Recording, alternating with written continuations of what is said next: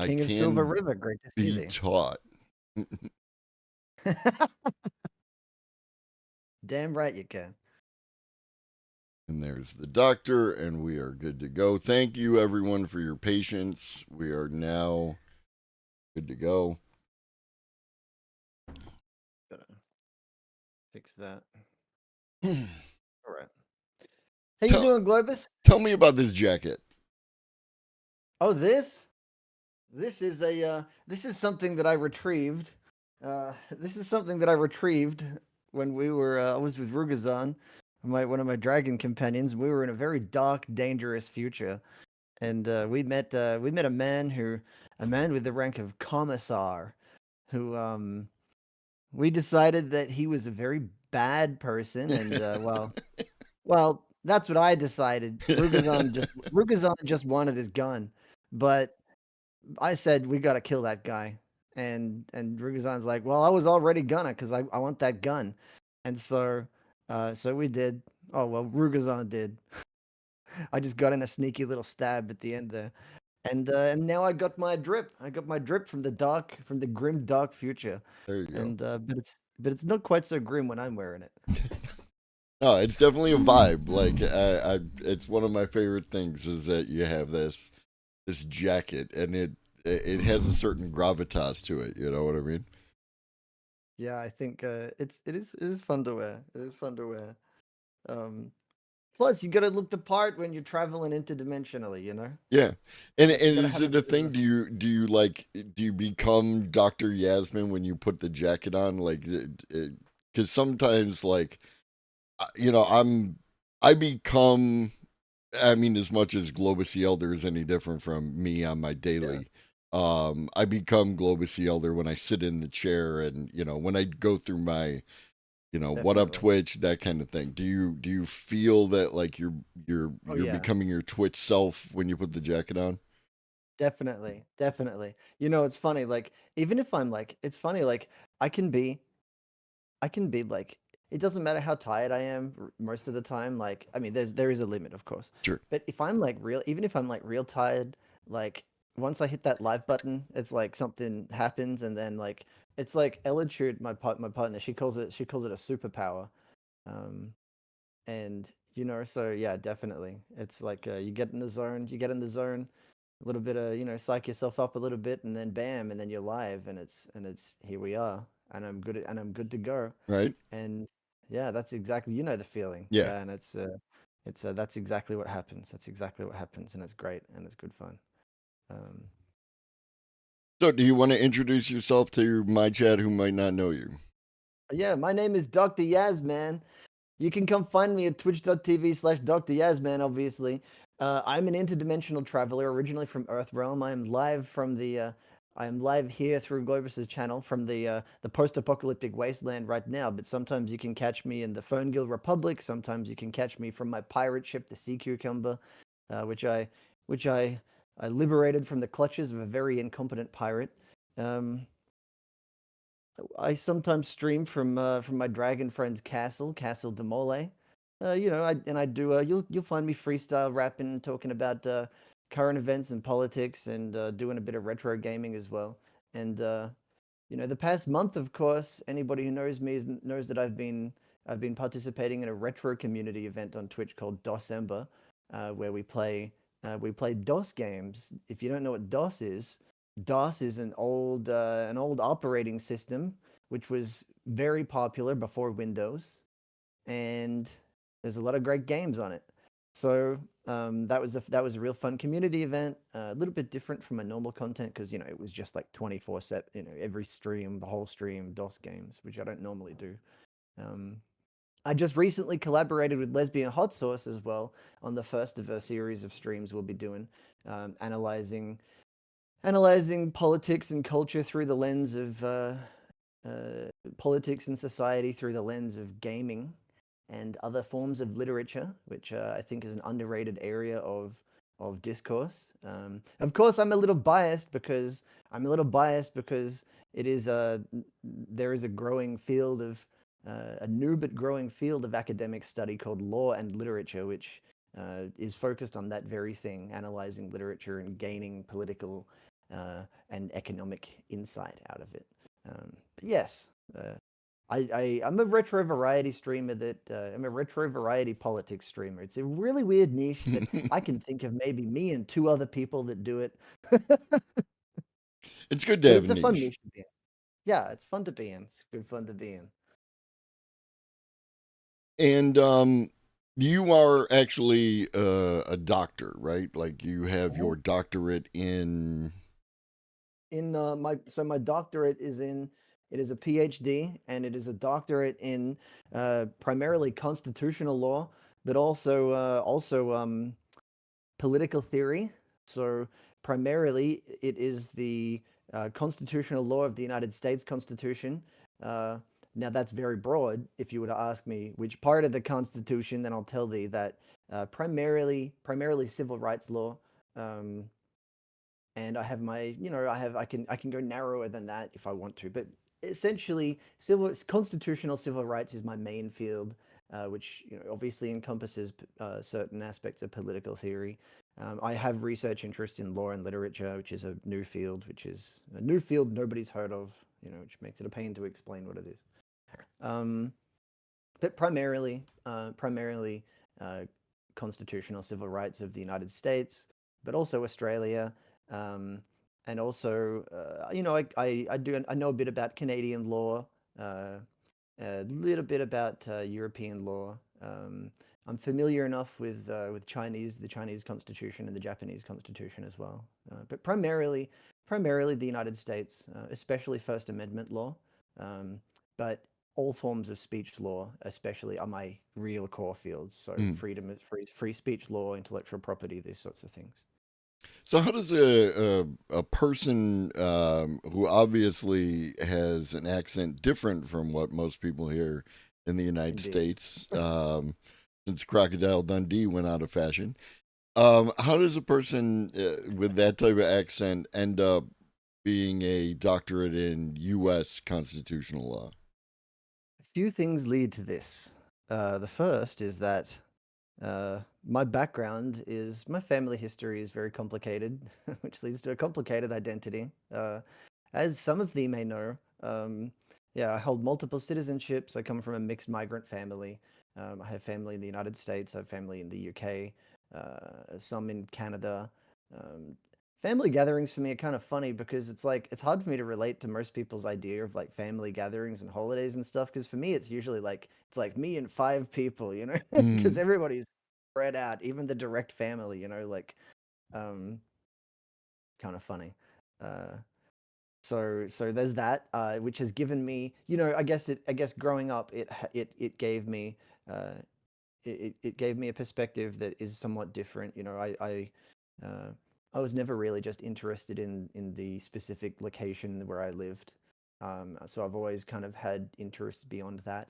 Uh, but also, I have been deeply entrenched in politics and reading about politics and political theory for many, many years uh, since I was a child. I used to read when I was my mother loves to tell people um, at gatherings about how when I was like 5, I used to read her anthropology textbooks because she she was a psychologist, but she kind of dabbled in anthropology when she did her bachelor degree, and that stuff that triggered something in my brain, like reading about like Neanderthal people Mm. and like the genesis of culture and society. Reading about how people originally for thousands and thousands of years had no concept of there was simply no concept of things like copyright as a system. There was no concept of currency or requiring a medium of exchange for things. So as a kid, I was very much interested in politics. So there's that aspect of it, and then there's the a large part of my upbringing was in Australia, and so there is a certain when you are somebody who has a global view of things culturally and in terms of your identity already. You're already looking to other countries. And from an Australian perspective, um, Australian life is very much dominated by United States politics and culture. And so naturally, when you've got, when you have ties there, when you have ties to another country and you're already somebody who's interested in politics and these sorts of things, um, for me personally, it felt like a very natural evolution for me to focus on the imperial core in my research. Mm. Um, and I feel that if you are somebody that is interested in politics and geopolitics and law, especially if you're from a legal perspective, and when I say law, I'm talking about the things that we as leftists are interested in, right? So the modeling of government and society. That's why I became interested in law. Um, it's about, and that's why constitutional law is my field, because it's about how we structure society fundamentally, how we organize ourselves as people, right? And so I feel if you're somebody that's interested in these areas, you naturally, whether you've got family, even if you don't have personal connections there in some way, I feel you have to some extent, show an interest in the goings on of the political and legal world of the United States. I know that's a lengthy answer, but Mm. yeah. I love a good lengthy answer. So you mentioned, copyright, which was the impetus for today's conversation. Yeah. Um, did you have anything you wanted to kick us off with, or? The first thing I want to, I mean, I think something that people don't realize is that a good way to start things off with this sort of discussion is pointing out to people that the very concept of copyright is very, very modern. It's extremely modern. I mean, the actual the actual structure of it, and I don't even mean modern in like a historiography sense. You know, when you're talking about like academic historians, when they say modern, they mean everything from like the 16th century up to now. Mm. So like the past 500 or 600 years. When you're talking about us, when you're talking about when I am saying very modern copyright law as it is now, I'm talking this is like a 150 to 100 year time frame. Mm. It is that recent as a structure. I mean, pretty much the entirety of modern copyright concepts goes back to a British legislation called the Statute of Anne, and you'll find it as that's what that's what we call it, but the dry legal name is the Copyright Act 1710. Um, people do not realize that it's one of these things as modern beings. Yeah, it happened during colonialism. Yes, path test. So originally the origin of like the in the Middle Ages, everything up to essentially the Copyright Act 1710, all copyright was something more like a patent. But and if you don't know what a patent is something you can apply for, as a company can apply for, or an individual can apply for. Your legal person will apply for, and it gives you the exclusive right to a certain way of doing something, right? So the most common patents are things like manufacturing processes, or nowadays you see patents over software mechanisms, which are still debated whether you should be able to, but um, so patents last for a very short time. They're fleeting. Whereas and copyright used to be like that too. It was sort of an individual case by case transactional thing originally. Mm. Um, and in the early 18th century, it started to be reformed in the United Kingdom, and that's really that Copyright Act 1710 um, was the first law anywhere to regulate to organize government regulation of copyright, and give the judiciary the power to be involved in copyright. And the terms, um, and the terms, it was um, it was a 14-year term, and that was it. It was 14 years. So it was, you can see that they were trying to maintain the idea that this was something that, the public domain was a huge deal back then, Mm. and this wasn't some sort of. And one thing you have to understand as well that I'm sure many of you already know, is that the idea of the corporation as we know it did not exist back then. It didn't exist in the 18th century. I mean, there were companies, but they were like structurally, and their role in society was drastically different to what we see nowadays. So this was something that was, the early statute of Anne sort of copyright. Didn't all these ideas and attitudes happen? Yes, they did. Yes, um, yes. Um, so this was something that uh, this is, I guess, what I'm saying here is that the institution of copyright is something very recent, and it is by no means I think there's a perception nowadays, and to me it's an alarm. I feel that it's quite alarming. Mhm. There is an alarming, and one of the reasons I wanted to talk about it here specifically is because there's an alarming, to me, discourse among leftists and liberals to some extent, because what they say, whether we like them or not, what they think matters to us. Mhm. I believe that it does. Um,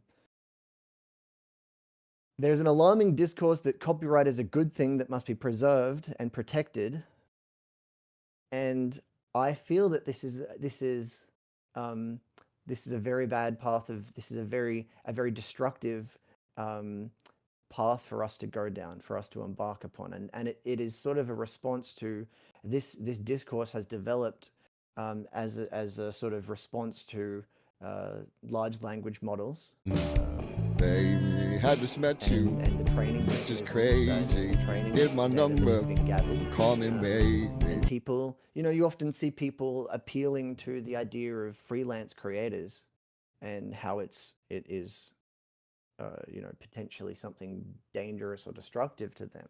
And not to say that AI in its current form is can be disruptive, which it is, of course. Mhm. I don't think anybody will debate that it's disruptive. At least if they do, they should probably learn a bit more. But um, copyright is not good for us. It is not something that it is not something that benefits us as a class. And if you look at scholarly analysis, not just from a Marxist point of view. I mean, there is a body of Marxist scholarship on copyright and how it affects freelance creators. There is neoliberal. There's literally neoliberal scholarship on copyright demonstrating that this is something that is not an institution that benefits freelance writers. Mhm. And so typically from that perspective, when you see the Marxist perspective on it, the attitude is generally we need to either reform this or replace it with something or abolish it. Whereas the neoliberal aspect is usually from the perspective of maybe we can make some little tweaks that will make it. They're not saying this, but the Right. attitude of it is this is causing a lot of frustration for freelance creators and people that we are trying to hire. So we might want to reform it if we don't want people to start getting a bit rebellious with the system. Um, but there is, I would say that there is a fairly broad spectrum. Um, there's a fairly broad spectrum agreement. I don't know if I'm going to go as far as to say consensus because I don't think I would go that far, but I would say across multiple frameworks of analysis and fields that there is generally a knowledge and a recognition in scholarship on copyright law that it does not benefit freelance and small time creators. Mhm. And from a Marxist perspective, I think it's quite easy to argue that this is something that is an exploitative system. Um, Especially nowadays in the modern era where you see increased casualization of work. Um, Copyright is something that well, okay, let me just stop there for a second. So Otherwise, when the Statute of Anne, if I'm remembering correctly, the Statute Mhm. of Anne, what was that created in service of? So in those days, there was an act called the Licensing Act, which was an act that um, was there to assist the stationers company in doing business. Um, and that act was it wasn't government regulation of copyright. It wasn't even there really wasn't even a concept of copyright yet. Um, Essentially, though, there was an organization called the Stationers Company, which had a royal warrant. So this was a very early corporation, and this is this goes back to like 16th century stuff. Um, but essentially, the rise of the printing press and the proliferation of printing presses um, meant that publishers wanted to be able to, um, they wanted some sort of recourse to, uh, sort of like a commercial regulation, a basic system of commercial regulation. Hmm. Um, and because the printing press was putting out so much information, there was a government interest in censorship, right? So one of the main purposes of publishers in those days was actually censoring things. It was the response. It wasn't the government's responsibility to censor things. It was the publisher's responsibility to do it. This is I'm talking about England here specifically. This is 16th century England, and Hmm. so they the there was a you would have you would have a system um, where there were government officials who would essentially they would be looking for works that for books and things that should be that they didn't want being distributed, and things that they deemed were censorable in essentially checking to see what publishers were doing and making sure that they weren't putting out stuff that was verboten, so um that that system eventually, that was a system that um, was a law that was constantly being renewed every Hmm. couple of years. And so I think it was every 2 or 3 years that that law was essentially being renewed. Um, and essentially, sorry, I'm just gathering my thoughts. Sure. Um, essentially, uh, this developed into um, there was a series of political changes over the next century, and there came to a point where Parliament was deadlocked, and they could not renew the act. This whole system of censorship and printing press regulation and regulation of publishing, they couldn't renew it.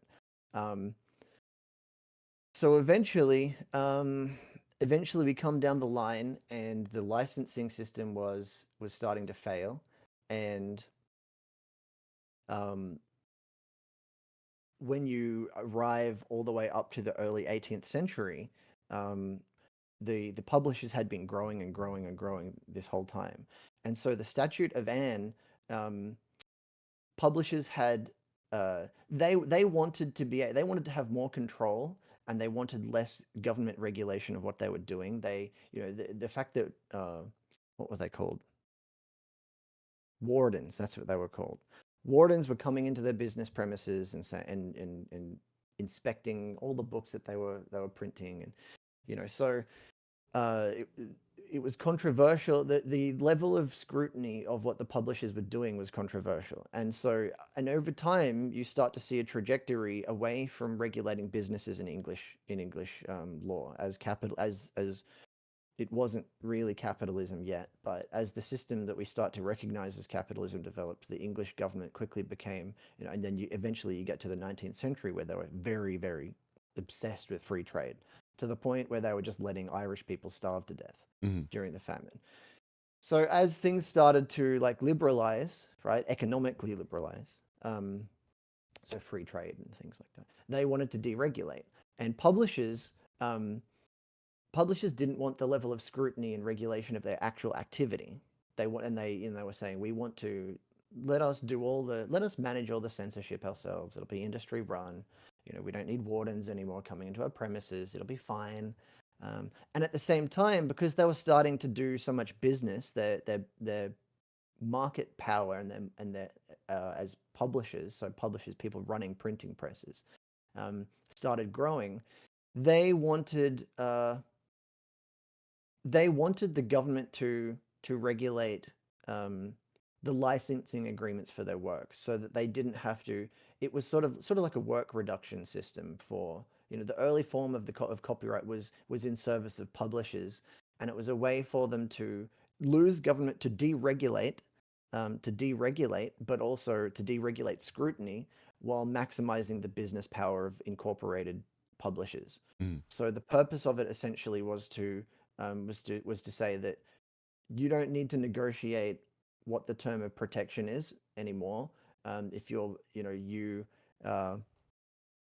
if you were buying a work, it was sort of a case by case thing. So you'd go to the publisher and you could, and there was no concept that this applies forever after all of society. It's once you've got a copy, you could do whatever the hell you wanted with it as long as you paid them. Um, and so it was a much more open system, and publishers wanted publishers essentially wanted a few things. They wanted more blanket standards, which it's a lot easier for the government to establish that than industry because they're competing with each other, and so getting an industry to all join up and standardize is a nightmare. Anybody, you see the Mhm. XQC comic, um, what is it, XKCD comic? What did I mean? On standards. Yeah, not Um, XQC. yeah, yeah. Sorry, um, streamer brain. Um, so standardization was part of it, and part of it was increasing their business power but also their control over what people were doing with their works. Um, and so instead of saying you pay me this fee and then you can do whatever the hell you want with it, and that's it. Um, it's I created this, and I have exclusive control over every aspect of it for the next 14 years. And there's nothing anybody can do about it, and there's no negotiation. It's mine. And it was the publishers that got that.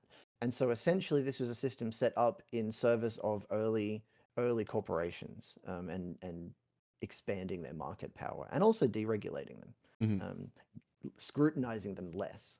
And during this time period, like the independent writer, um, Right. as such and correct me if I'm wrong, please, is basically non-existent, right? Like if you wanted to print your book, if you wanted to have your book made, you had to sell it to, Had one of to. these printing You companies, had to. right? Yes, you had to go to a publisher. You had to go to a publisher. Printing presses were strictly regulated. Um, you were either. One thing to note as well is that, uh, oh, you know what? I won't get into that yet. But yes, the answer is yes. You So would. in the origin days of copyright, we go Mhm. from businesses attempting to extract more funds, right, in this proto Yes. capitalism combined with Yes. censorship to where the industry takes over the mantle of censorship is to have less regulations Yeah. and independent artists, independent creators are represented not at all in this system. Is that That's right. okay? Essentially, yeah. Also, something worth noting is that um, there was no system of royalties either. There was no royalties weren't a thing. Um, so this was something that yeah, royalties were not a thing. It was just a very uh, once the Statute of Anne came in, there started to be obviously you start to see the genesis of the modern system of copyright. All of a sudden you start have to pay, the royalty contracts come into existence, and then all of a sudden you don't just pay like a one-off fee to get access to a copy, and then you do whatever the hell you want with it. Now all of a sudden there's a system of royalties. There's a system of um, the you can use this work in certain in only in certain manners. Whereas previously there was no system of royalties, there was no regulate, there was the only restrictions over what you could do with the copyrighted work, well, with the work that you've purchased the right to copy, um, was just whatever you've agreed to with the person. So there was no court involvement, there was no government involvement. um, and yeah, and so then we start to see the new system come in, and um yeah, drastically expanded the power of publishers. It gave them drastically expanded the power of publishers while really giving nothing at all to independent writers, which were already incredibly disadvantaged anyway, because all publishing all printing had to go through um printing by legislation did have to go through companies, Mhm. people who were authorized to have printing presses. Uh, yeah, And that's why, like, when you hear stories of the early writers of philosophy, or in this period, when I say early, yeah, not going all the way back, or like even up to like your Marx and your Engels and those kind of people, like they were broke, right? Like they were broke trying to work on a book in order to get that book out and have somebody yeah, buy it so that they could have some change in their pocket. yeah, yeah, pretty much. Um, like uh, you could do a lot more. I mean, getting access to a copy, especially early on, was not easy. Um, and worth noting as well is that copyright under the Statute of Anne, copyright didn't apply to. It only applied to books. That's it. It didn't apply to anything else. Mm, Well, anything, any printed, written publications, I should say. So it didn't apply to. It didn't apply to it didn't apply to music, for example. You couldn't copyright music. The idea of copywriting music, any form of art. Artwork was not copyrightable under the Statute of Anne. mm. Artwork was not copyrightable whatsoever. Um, But there it also was wasn't a huge independent music or art scene at that point in time, right? no, no, not really. I mean, You had to have a uh, patron basically in order to fund your, artistic endeavors. yeah, yeah. I mean, when we're talking like early on, yeah, um, performances of public performances of things. I guess the more likely things would be like engravings were very common.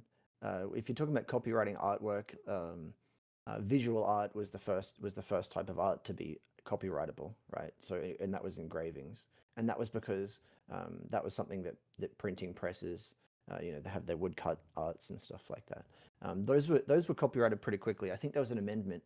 It was like 20, 30 years after the Statute of Anne, and yeah, music. I guess it took a while for music to become something that was more easy to do independently. Yeah, music was. I think music was. I think music was. I'm pretty sure music was I can't remember the exact years, but there's a period of like 20 years where um, music, and then weaving designs. Mhm.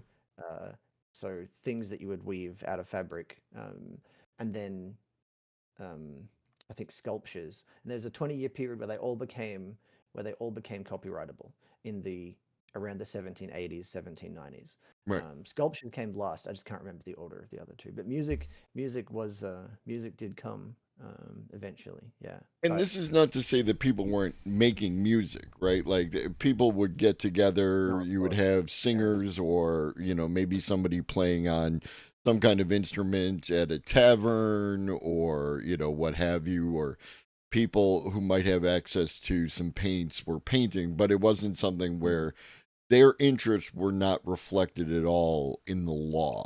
It was just you made some shit and maybe you could sell it or toss a coin to yeah. your artist, but that was it. You could do what you wanted with it, and if people liked it, you could continue to do that. And if they didn't, well, um, that's going to limit your financing.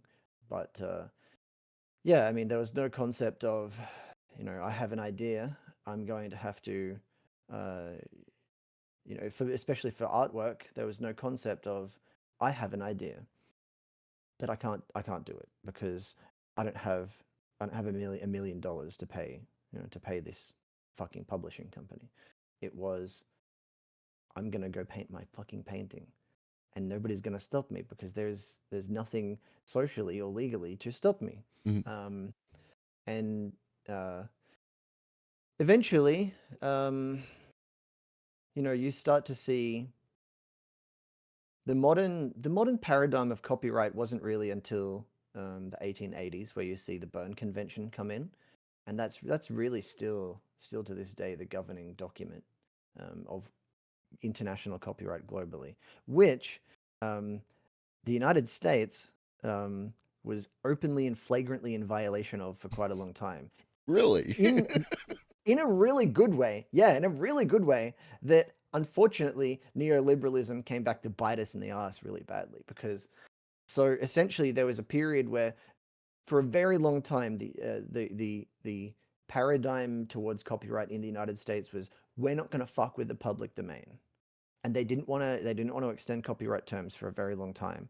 Um, and so in European governments um, have originating this system of copyright have increasingly over the past 2 or 300 years been very hostile towards the public domain as much as they possibly can be, where they've cut back on it and extended copyright terms as much as they possibly can. There was a while in the 20th century where the United States government policy, this was fairly well understood. Eventually you get to the 80s and 90s where things started to change quite a lot. Um, I guess the origin of the first movements towards it were really in the late 60s, early 70s, but it didn't really get a ton of ground. But up until like the first half of the 20th century, the United States policy towards intellectual property was sort of, we're not going to extend our copyright terms just because the Berne Convention says we have to. Fuck the treaty. We're not doing it. We want to protect the public domain because this is critical to American society. Mhm. And that was the that and that was the mentality. Um, and then it kind of turns around where in the 2010s there was a European court decision where they found that works can be restored to copyright status. They can be pulled out of the public domain and copyrighted once again if they weren't protected in the United States and other jurisdictions when they should have been. And so they pull. It doesn't happen very often, but yeah, under European law now, something in the public domain is not necessarily guaranteed to stay in the public domain, which is wild because um, ever since the Berne Convention, um, you know, 1880s, the concept has always been nobody fucks with the public domain. Anything that doesn't have copyright status anymore is inviolable. Now it's no longer now it is violable under European law. So when somebody the EU is actually a bit more draconian when it comes to copyright law than the United States is, which is funny to think about because U.S. policy at the moment in our lifetimes generally is quite draconian, especially thanks to fucking Sonny Bono's campaigning. Fuck you, Sonny Bono, from Beyond the Grave. And so when you say that the EU, like, as related to pulling things out of public domain and back into copyright, that's relatively Right. recent. That's like with the European Union, or like when did that? European Union law. Yeah. So that was that was about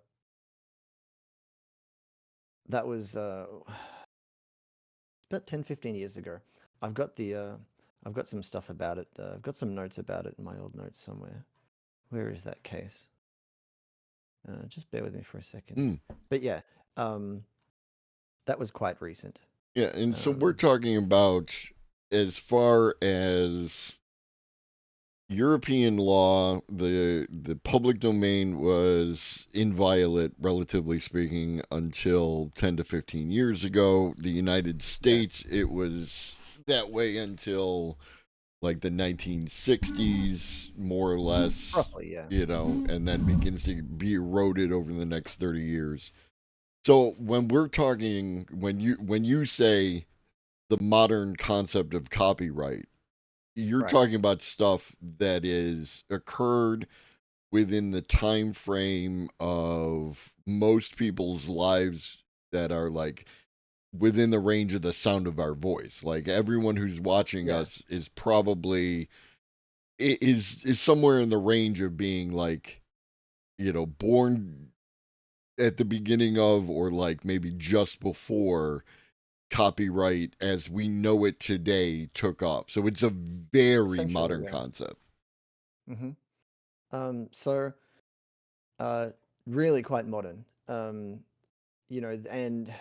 in a really broad sense, uh, the beginnings of what is recognizably the actual idea of copyright itself, like in the modern like concept of it as it operates now, the beginnings of that is in the 1880s. The very first concept of copyright anywhere was the Statute of Anne in 1710. But that was not a recognizable, the system under the Statute of Anne is not a recognizable system of copyright to us. It would not be a recognizable system. So there was no, um, you know, all that was protected was physical publications of things. Um, oh, that's why my chat is weird. I just realized. Sorry, I had the wrong chat open. There we go. I was I didn't. wondering why the I chat. wasn't sure how you had a chat open and you weren't streaming. How does that work? Oh, I've got Chatterino. I've got an application called Chatterino. Oh no, I Um, got Chatterino, but I don't use Chatterino in the way that most people on this platform use Chatterino. I use oh, okay. Chatterino just on my chat, so Oh so yeah. that it's on top, right? Wherever I'm I've got looking, I tabs. can see it. I had lesbian hot sauces chat open in my Chatterino, and I didn't notice, and I was like, how come nothing anybody's saying in chat seems to be connected to what we're talking about? So if you've been asking me questions, I'm really sorry. If you've been asking me a question, if anybody's said anything, I'm really sorry. No, Um, the thing is that my chat, relatively speaking, understands that when I have someone on to have a conversation, I'm not yeah, going to be looking at chat. I'm not going to respond to chat. yeah, It's more of like, an older school interview kind of conversation process. And yeah, so, while you are, any of the guests are always welcome to respond to chat.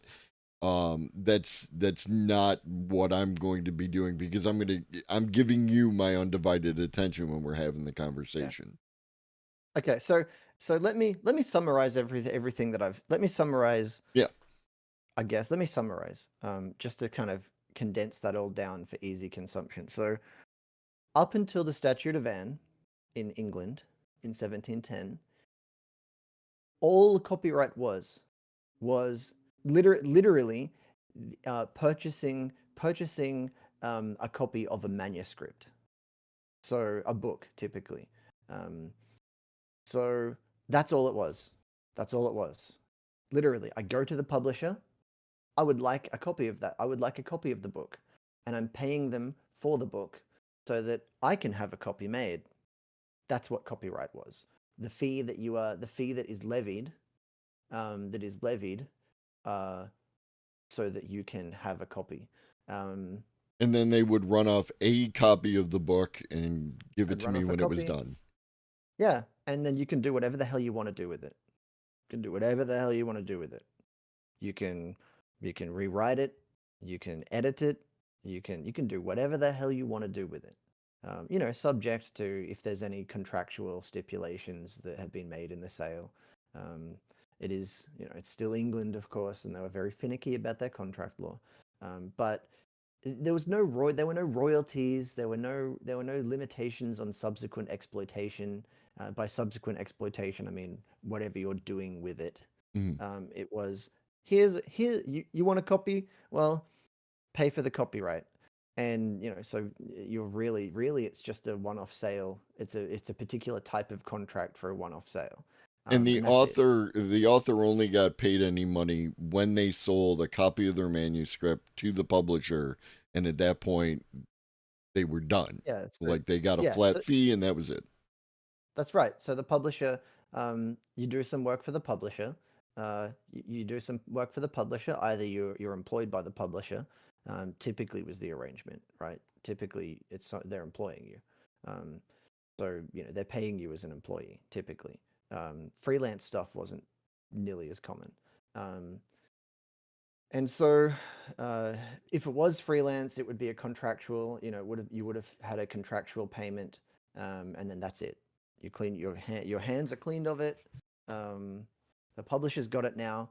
Then they levy fees individually, and they make contracts for any printing runs that are done to people, right? So that was all it was. That was literally all it was. Then the Statute of Anne comes in. Then all of a sudden, you have the inklings of something that I would say that if this was introduced nowadays, would not be a recognizable copyright system. So the Statute of Anne was you have 14 years exclusive control over anything that can be done with the content of a work, right? So you have exclusive control over publication. You have exclusive control over um, you have so you're the only one that is allowed to put. So if you wrote it, if you created that work, you're the only one that's allowed to create copies of it.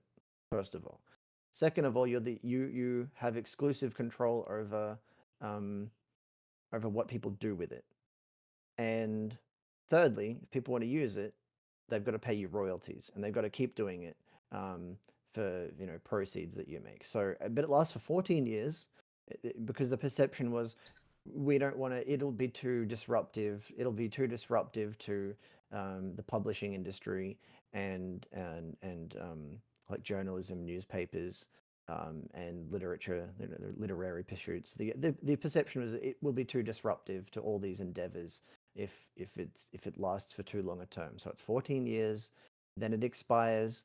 So I mean, under the old system, prior to the Statute of Anne, once you've got your copy, if you could in theory bring that copy to another publisher. You could if you set up your own publishing, if you got your own printing press and your license, as long as you've got your license for the printing press, um, you can make copies of the copy, and that's totally fine. Nobody gives a shit. You already paid the original publisher. That's fine. Under the Statute of Anne, you can't do that anymore for 14 years. So, but it only applied to written written texts. So it didn't apply to music, didn't apply to artwork, no sculptures, uh, no paintings, no fabrics, none of that stuff. Just literally written stuff, and not, um, yeah, and typically it was under the Statute of Anne, it was expected that it was only going to apply to reprinting, right? Mm. So there was a sort of distinction between use of the actual original copy and then reprinting of it. So does that make sense? Yeah. Um, we don't need to really get into that because it just doesn't matter too much for our purposes. But yeah. So like if you had the original copy of a book, even under the Statute of Anne, if you acquired the original copy, say a publisher sells you the original book, the first one, um, in theory you could do whatever the hell you wanted with that, even though it's copyrighted, as long as you don't make as long as you're not necessarily making new copies of that specific book. You could take that specific book, you could rewrite it, you could rename it, you could change the characters, names, and then that would be a different work. So the idea of like subsequent things wasn't really an idea yet.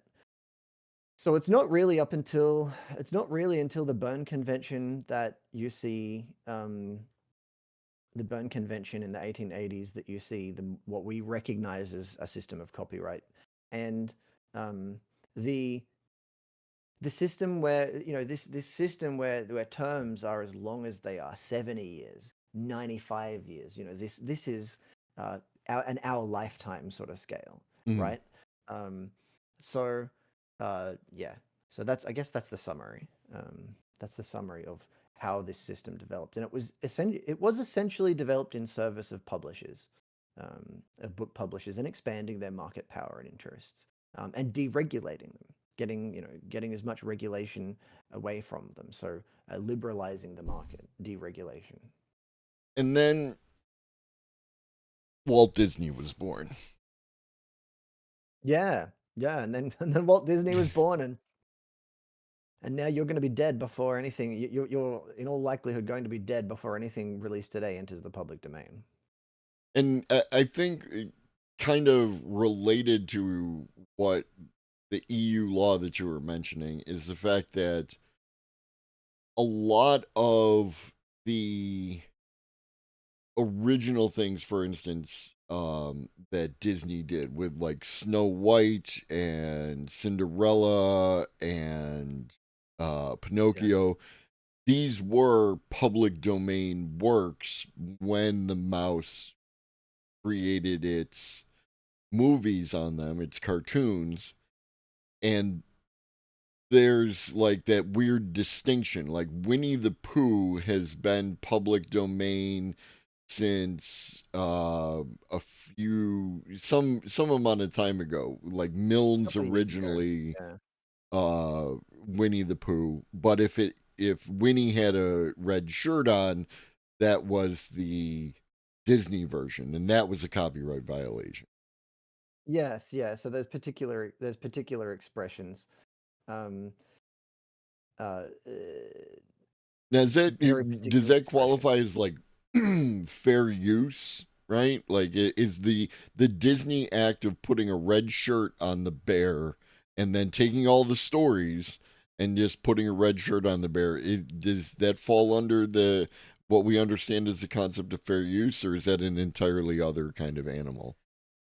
In the United States, so fair use, um, fair use is a very like we're very familiar with it as like a US sort of paradigm of copyright law, um, which and I know some of you are going to be like, what are you saying? But like historically, the United States and its approaches to intellectual property is a fairly liberal jurisdiction, right?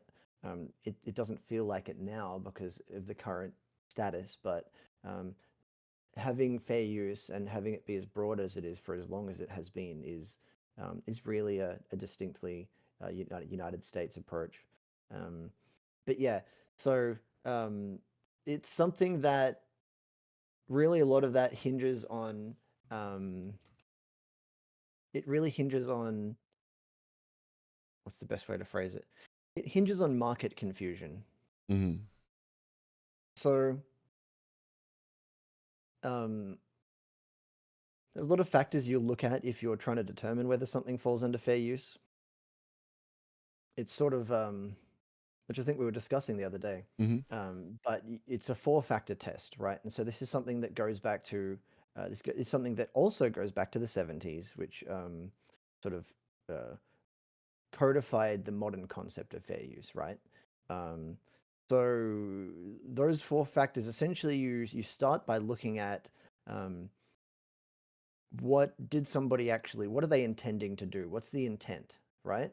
Uh, the purpose, literally the test is the purpose and character, but I'm just saying intent so that it's easier to understand. So what's the point of what you're actually doing, right? So are you are you doing it just to get around the fact that somebody holds copyright in that work, or do you actually have a legitimate, are you actually telling a story? Do you actually have like in changing the visual, does that actually serve a legitimate end? Does that make sense?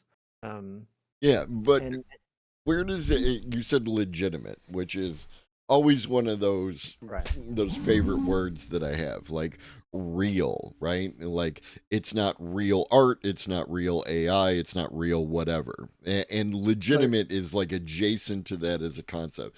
So who the gets to determine what is legitimate in this in fair legitimate use? typically legitimacy and fair use typically a fairly it's a fairly dry endeavor actually of um looking at whether your purpose is commercial or whether it's for some other purpose, right? So this factor alone, by the way, does not determine whether something is fair use because it's a four-factor test. But um, this factor typically, legitimacy, it's a lot less likely to be a legitimate use, a legitimate purpose or character of the work if your intent is clearly commercial, right? So if you're just doing this so you can, it's unlikely to be like it's a lot less likely to be fair use if you just recolor something and then shove the work out quickly to market, right?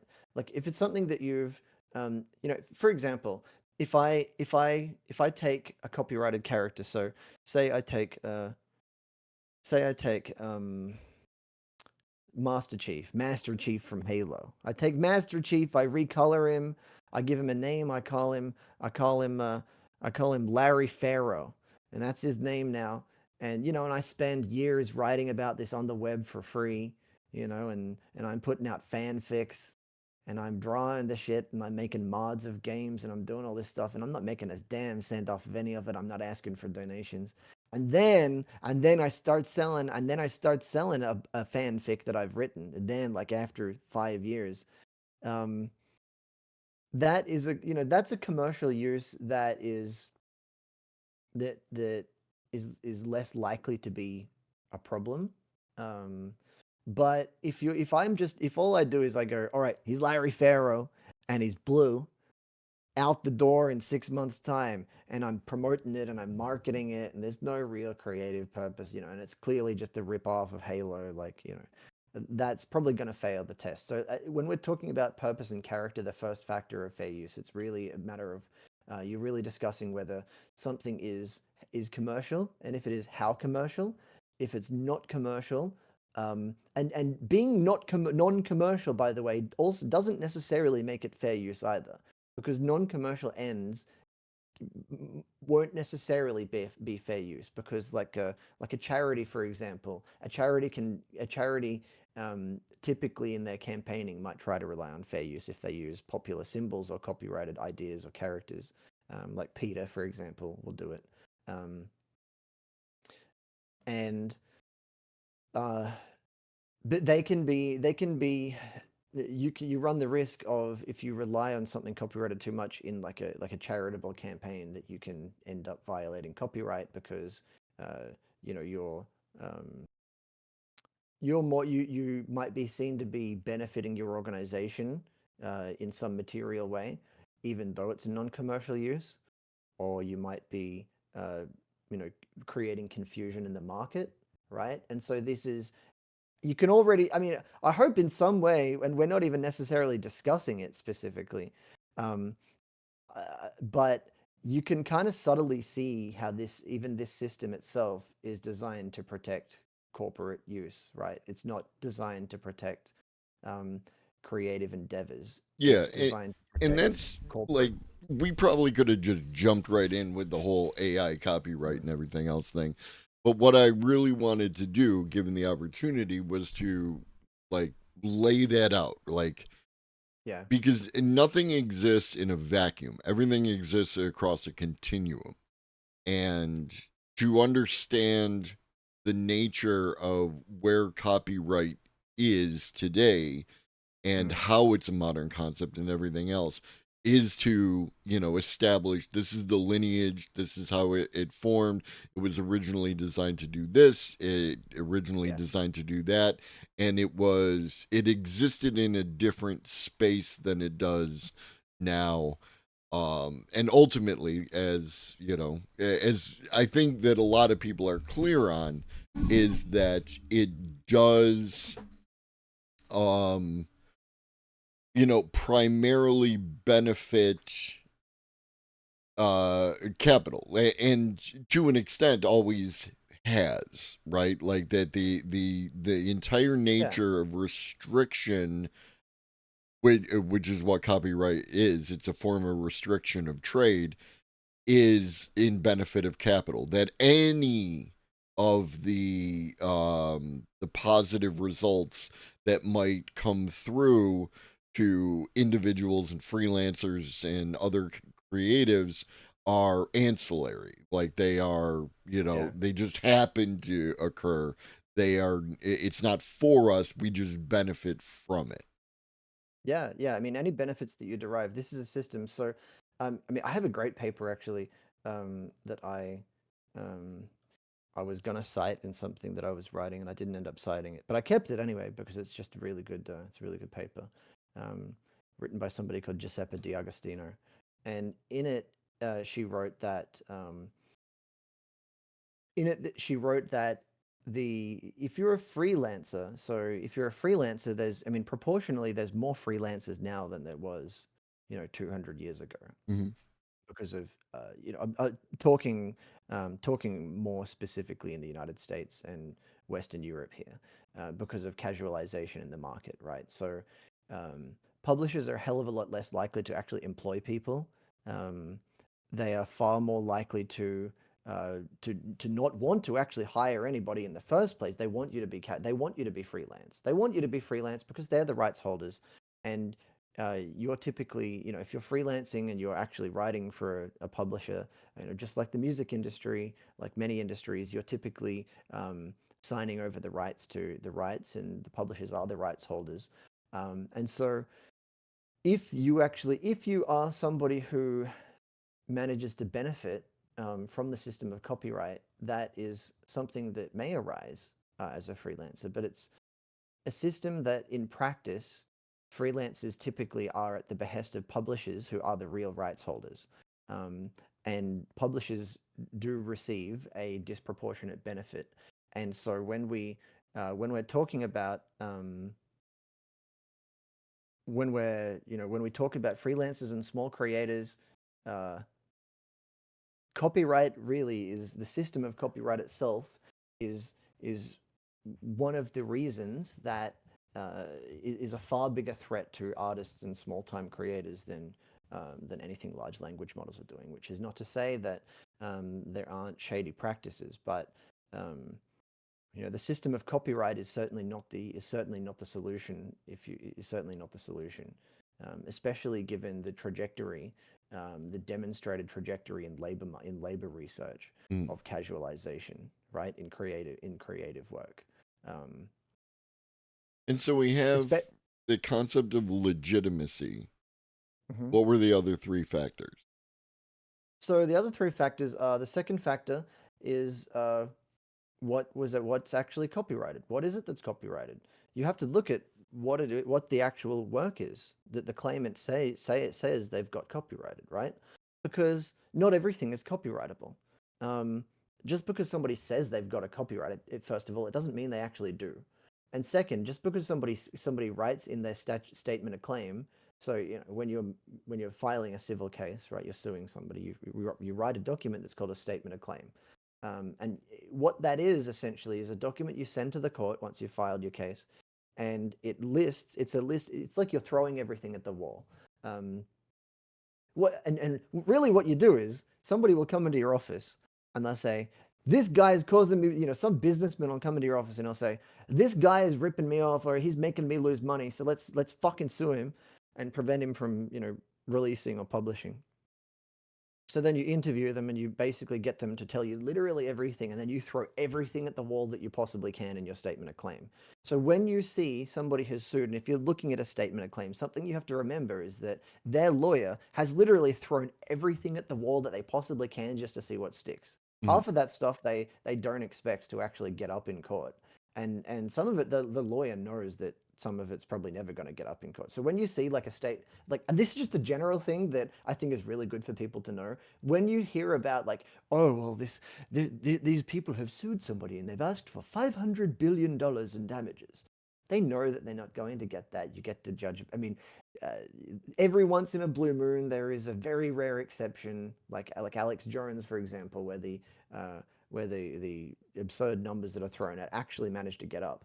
But typically these when you look at what's in a statement of claim, you have to look at it with a grain of salt, because most of that stuff is just them listing everything they possibly can to the court. Because if you claims you can't say anything in court that hasn't appeared on your statement of claim in some way, Mm. right? So everything that you're going to argue has to originate from a claim in your statement of claim. Um, so that's what the second factor is about. It's looking at just because fucking Disney says they have a copyright, it doesn't mean they actually do. Mm. It doesn't mean that they actually do. That we're gonna have to investigate the nature of the work to see what sort of work it is. Is it copyrightable? Um, and so when we're talking about fair use, it's also looking at the nature of the work is also the work that has been produced, right? So how much have you what is the work that you've actually done? Um, so are you using something, did you write like a school report? Or did you write like a biography of somebody and you published it on your website? Like Encyclopedia Britannica wrote a biography and they might have used a little bit of copyrighted material in there, or like a picture or something like that. Um, that's probably going to be fair use, because it's not something that's like a what the court might call like core copyright, where it's Mm. like a play or a movie or something like that. They've just put an article out. It's just they've used something factual, just to demonstrate. Um, So the nature of what Britannica might do in a biography is going to be fair use. Right. So And what? that's part of what you mentioned earlier was confusion in the marketplace. And that's like, Mhm. if this is your product and this is my product, they are Yeah, in many ways demonstrably different, and therefore I'm not infringing, so on and so forth. But if exactly. were to, like, this is your product and this is my Yes. product, now there's the possibility that someone could be How do we tell the confused because difference? the only difference is the color on the bottom. Yeah, and so this is where we come into this is where the nature of the work leads into the third factor. The second factor naturally flows into the third factor, which is um, the amount that you've used and the substantiality of what you've used uh, in relation to the original work. And this is as a whole.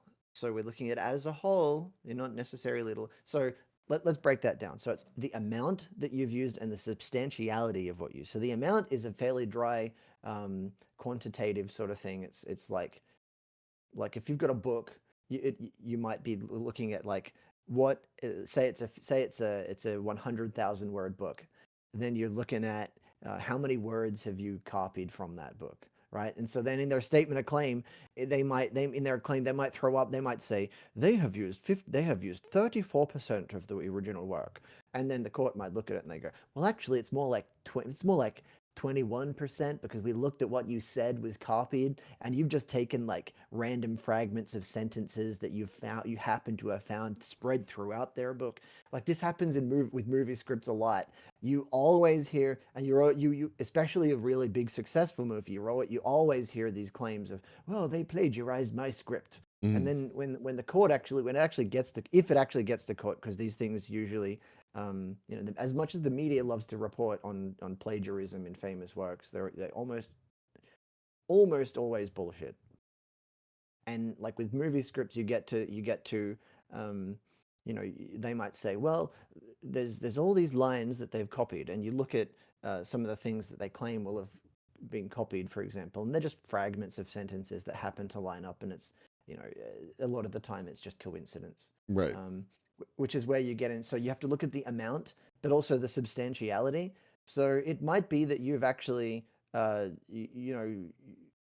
those what you've just shown us, for example, um, you see that they're different colors, and uh, the color is a lot more substantial than to some extent than like the filigree, if that makes sense. So Mm, you've got to look at, or if you're looking at a book, say you're looking at a book, um, it's more likely to be fair use if you've borrowed like grammatical things and fairly dry things that somebody probably won't even notice that you've copied, like sentence structure, for example, which is not copyrightable. But if I take a paragraph that somebody wrote and I rewrite it in such a way that I've only really kept like the grammatical parts of it, it's more likely to be fair use just because it lacks substance.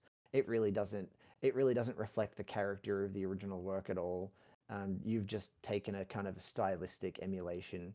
You know what I mean? mm, Whereas if I'm taking something that actually is uh, like a really impactful part of the work, um, if depending on the words that I've chosen to copy from that original paragraph, uh, it can be that the new expression that I've created is very substantially infringing. So you've got to look at what is the impact, what sort of impact does it have, how substantial is the actual copying, right? Because it can be you might have even copied quite a lot, but it's just stuff that doesn't matter and is barely noticeable. Whereas if you might have copied a small amount, but in a very impactful way, mm. and that's critical. Like in the context of a song, you might copy a riff, and it might just be like 5 notes, but that can be a goddamn huge that can be a massive impact. That can be very substantial. Um, so when we're looking at the nature of the copying or the alleged infringement, that's the second element. It flows into the third element, which is amount and substantiality. Yeah. So you identified that very well without me even saying And it. then the fourth element. So the fourth one in fair use is um, what is the effect on the market? So I have created something. The court has looked at what my point was. Why did I create? Why did I create it? They looked at why did I create it. They looked at what was created and what was copyrighted, and then they'll look at how much was copied from the original work. And then they'll look at what's the actual result, like what's this actually going to do to the market. Um, and so we look at this is again, this is you can break this down into two parts. One, how does it impact the market itself? That's the first part. Two, how does it affect the value of the copyrighted work, right? So if I might have done, I might have, so you might release something that uh, you might release something that like a mod, for example, that is non-commercial, but maybe it copied a hell of a lot, Hmm. right? So like a Nintendo, you've remade a Nintendo 64 game. It's blatant, it's blatant that you've copied tons. It's non-commercial. It's strictly non-commercial. Um, it's not really being released in any sort of form aside from maybe you can download like a patch somewhere. Um, that's not really going to necessarily have any typically things like this are protected in fair use because something like what I'm doing, for example, my remake of Ultima 8 in the Ultima 7 engine, I am it could be argued that I am violating copyright by taking uh, sprites from Ultima 8 and porting them over to Ultima 7. um, but this is something that falls under fair use because those Ultima 8 sprites, they are I don't necessarily have a license to use them, but it doesn't matter. It's fair use because what I'm doing is inherently non-commercial, first of all. But more importantly, when it comes to the fourth factor, we can look at the other three factors, but the fourth factor is probably going to be the most important one because there is no what I'm doing with this remake of Ultima 8 has no effect on the market, on the CRPG market. Nobody's gonna. I'm not charging any money. Even if people wanted to give me money for it, I would refuse. Um, so there is no market impact whatsoever. Not only that, but it doesn't negatively impact the value of the copyrighted work, which is which is Ultima 8, which is Hmm. copyright Electronic Arts. So it has no substantial impact on the value of Ultima 8. In fact, one might argue that it actually increases the value. Not that I'm not actually saying that. I'm Right. just using it as a hypothetical. Like you could argue that some of these sorts of fan projects actually increase the value of the copyrighted work because people are then more likely to see what you've done and they go, well, I want to play the original if they haven't played it. Mm. Or if they have, they might say, I haven't played that in like 20 years. I'm going to go back and get a copy. Whereas if you are, for example, there was a really great case of copyright infringement. To sort of illustrate this point, um, just in terms of this test actually just in terms of all this stuff playing out, is when any pop star is accused of copyright infringement, right? Of plagiarism. Hmm. So, like there was a case with Michael Jackson. I can't remember what song it was, but there were a few cases. But there was one case where he was accused of copyright infringement. I think for one of the songs on Thriller, and I can't remember which song it was, but um, it was the impact of if that had actually been plagiarized um, would clearly not be fair because it was a series of notes. I think it might have been "Wanna Be Starting Something." Um, I think it was that. I believe it, yeah, I think I know what you're talking about because Yeah, that's the one where Michael demonstrated his creative process right there in yeah. the courtroom He and didn't know. He didn't know how to read music. right. That at that point in his career. He hadn't yet even learned to read music.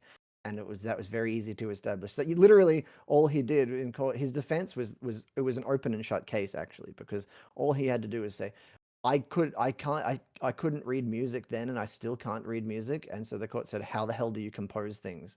And he said, literally, I just think of it in my head. and then I get a tape deck and I record the sound of my tape deck and I send it to my producer and I go, can we make this and can we use this? And then he just went into court and did some beatboxing and proved that that's actually how it happened. And so that he actually had beatboxing tapes that kind of in establishing that. But anyway, the point of what I'm saying though is if it actually had have been plagiarism, if he actually did, if it was established that it was actually copied, which it wasn't, it was disproved that it was. But if it was copied, he certainly could not argue that it's fair use because the market impact of copying those notes would be disastrous for the original artist because nobody's going to buy their song probably.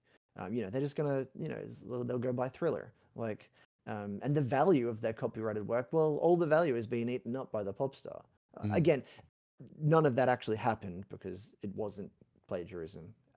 But it's just a good way when you see uh, when you see these things come up, like with Robin Thicke, for Mhm. example. There was a case there. Um, what was that song? I can't remember the name of the song. Blurred Lines.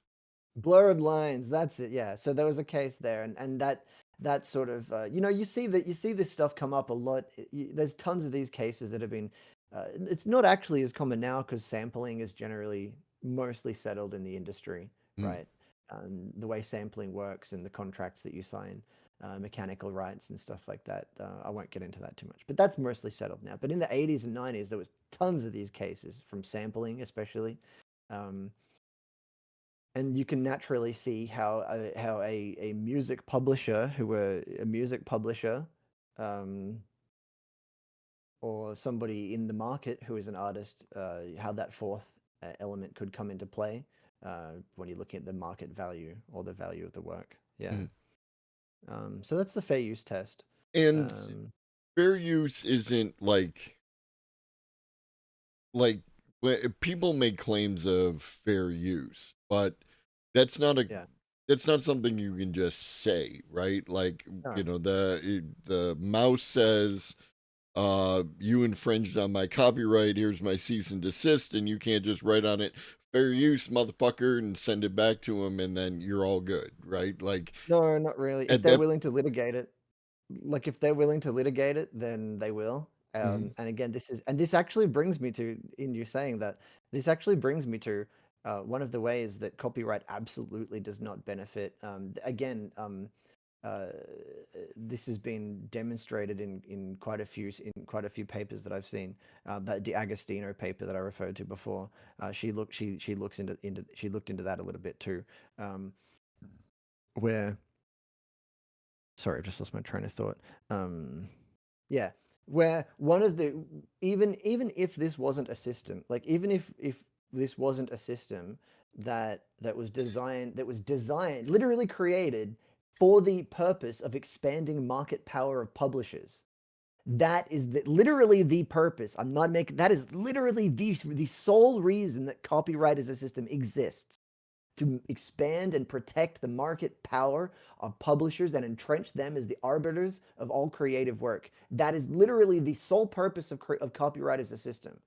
But, um, but even if you were somebody, even if you were somebody that, like, okay, yeah, that's what I was going to say. So, because copyright needs to be litigated, something like fair use, for example, needs to be litigated, right? One of two things is going to happen with fair use. Either the rights holder is going to ignore it. They might look at it, they might notice what you've done, and they might say, "I don't like that," and then they'll look into it, and then they'll go, "Ah, we don't want to waste money on this," or maybe it'll hurt their PR or something like that, Right. and they don't want to waste time and money on it, or they'll send you a cease and desist. Which, by the way, if you know what, that's a tangent. I'm not going to get into that, but they'll send you a cease and desist. There's a whole file sharing thing I can get into. It's just not relevant to this Right. discussion. Um, but if they'll send you a cease and desist, and most of the time cease and desists are actually empty threats. But because they don't want to go to court if they don't Right. have to, unless it's somebody like if you get a cease and desist from Nintendo, or like if you get a cease and desist from like 2K, like those are deadly. Those are serious. Like but generally most cease and desists aren't that serious. But if they send one and they're willing to litigate it, um, you like it's a very expensive endeavor. So even if you're protected, you still are going to have to respond. And Mhm. if you get like a court summons, you have to respond. You can't just ignore it. This is what happens. A lot of sovereign citizens end up going to fucking prison where they belong because I don't condone the prison system though. Right. But uh, more They it's are in just like violation of law. yeah, yeah, exactly. From a legal juridical framework, Right. like you can't just ignore it. Like whether we like it or not, we are governed at all times by the devices of bourgeois government. So so when you get that cease and desist and you eventually get a summons, you have to respond, and that's very fucking expensive. It takes a lot of time and a lot of money. So even if you succeed, um, your life might be ruined. Mhm. Likewise, if you are an artist, if you are a small time artist, so the system of copyright is not necessarily a system that's in your interest because if you're Sony, for example, like I keep referring to Nintendo because they're notorious for aggressively protecting their IP. So if you're Nintendo, you can do whatever the fuck you want. I can enforce my copyrights anytime I want. I'm a $1 billion company, bitch. What are you gonna do about it? I'm gonna sue anybody the fuck I want to. I'm gonna send as many statements of claim I can, even if they're totally frivolous. I've got billions of dollars and I've got lawyers on retainer for fucking years. Whereas if you're a guy trying to if you're just some if you're some freelance guy, some lady on DeviantArt trying to sell your work, what do you got? You don't have the means to protect your copyright most of the time. You might write an angry email, or you might find somebody like me that has legal knowledge that will help you pro bono. But like otherwise, you're fucked. Like D'Agostino writes that freelancers generally don't have the means to make to they don't have the means to actually benefit from the system because they can't actually enforce their copyrights anyway because it's contingent on finance. It's contingent on finance. It shouldn't be. It shouldn't be. Legal work, I mean, in my opinion, it should be illegal to charge money for legal work. It should all be free and it should all be done. But, um, you know, again, that's a discussion for another time. Right. But the practical thing here is that unless you've got uh, you generally, as a small time creator, don't have the resources to benefit from this system anyway. It's not designed for you. It's designed for corporate publishers who have institutional and large scale financial resources. Um, yeah, it's not designed for you in the first place. So it's a system that is reliant on institutional, legal, and financial might. Right. Um, And the only way that, generally speaking, the only way that it could benefit you is if you created a work and the mouse or some other large entity stole your work in a substantial way, and then you found a lawyer who was willing to take like a third of the damages in exchange for their yes. work, which is how that kind of thing generally goes. And Yeah. then, if you lose, you're out nothing, but if you win, then they get a third of whatever the thing is, and then they win, Yeah. right? Like that's all the hoops you have to jump through. And in the Yeah. meantime, the large entity is just able to tie you up in court for, however long, to exhaust the resources of the legal team that's acting on your behalf. Which, like we know, we've Yeah. seen lawyers that take on those free high profile cases in a variety of different, ways or Yes. something like that. But generally speaking, that's not going to happen given the amount of No. people who are, creating Unless it's works. a high profile case against an entity like that, Right. um, you're not going to find a lot of lawyers who are gonna work on a contingency basis or are gonna do pro bono. Because a lot of your average copyright infringements aren't necessarily uh, against organizations like that. Um, a lot of them, more often than not, copyright infringements are more likely to, like from freelance people, are more likely to be some random fuck with his website, who's got, he's got a business, It's not a large business. It might still be, it's still it's still corporate maybe. But like if rockpapershotgun.com Mhm. uses some of my artwork without my permission, what the hell am I really going to do about it? I'm not going to find I mean, well, not me specifically, because I could work for free, but I could self-represent. But like, if your artwork was used by like rockpapershotgun.com or like a gaming news site or like a Eurogamer.net or something like that, um, like what are you really gonna do about it? You're not gonna find somebody who's gonna work on a contingency basis against a small to mid-tier publisher. They're not gonna do it. They know that the returns aren't going to be worth their time, and you're almost guaranteed not to find somebody who's going to help you pro bono for it, unless they're like family or something. In which case, they probably shouldn't be doing it for you pro bono. They probably shouldn't be representing you for ethical reasons. And so, um, like if you're a small-time creator, it is very, very difficult for you to actually make use of the purported protections that are given to you. And the reason for that is because they're not designed for you. They're designed for major publishers.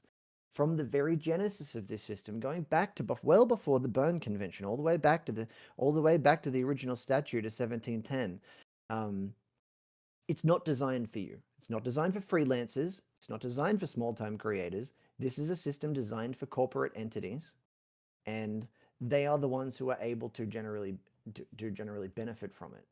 Um, and we see increasing trends in society uh, that entrench this. They entrench this reality. Again, like I've brought up casualization of labor in the marketplace. Mhm. Um, there are many, many reasons why that is happening. Um, in terms of creative work. Oh, also Professor Chud, uh, uh, that question before. Yeah, like Globus said, not legal advice, comply or respond. See a lawyer is the real answer. Right. Um, uh, Mechanical rights came from the idea of the player piano, which used a physical paper tape to. Yeah, and so that's a very common aspect of IP law right now. But anyway, mechanical rights. But uh, I got sidetracked myself. Yeah, so casualization. So one of the reasons this is so big in the creative industry, right? Because there was a time where film companies and animators and stuff like that were a lot less likely to just contract stuff out. They wanted to hire people to actually do it. They wanted to give you a job to do it. It's your job to produce stuff for us, right? You're not just going to be some fucking freelancer who we kick a little bit of money down to with a contract and we take all the rights for ourselves anyway. Like even if you maintain the rights, like they want you to be a freelancer because it's a lot harder to be, like freelancers generally aren't unionized. If it's a jurisdiction where unions are common in your industry anyway, which in a lot of jurisdictions, you find many jurisdictions where where the type of labor that you're engaged in just isn't really unionized.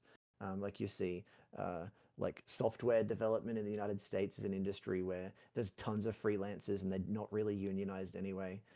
Like even in corporate environments, which fortunately, as a slight tangent, is starting to change, at least in corporate software development. Like I think Bethesda employees unionized in the gaming industry. I think Bethesda Softworks, they unionized pretty recently. They unionized in uh, Blizzard and Activision. But anyway, like in creative industries, they want people to be casualized because the marketing, I mean, I should say the contractual power and the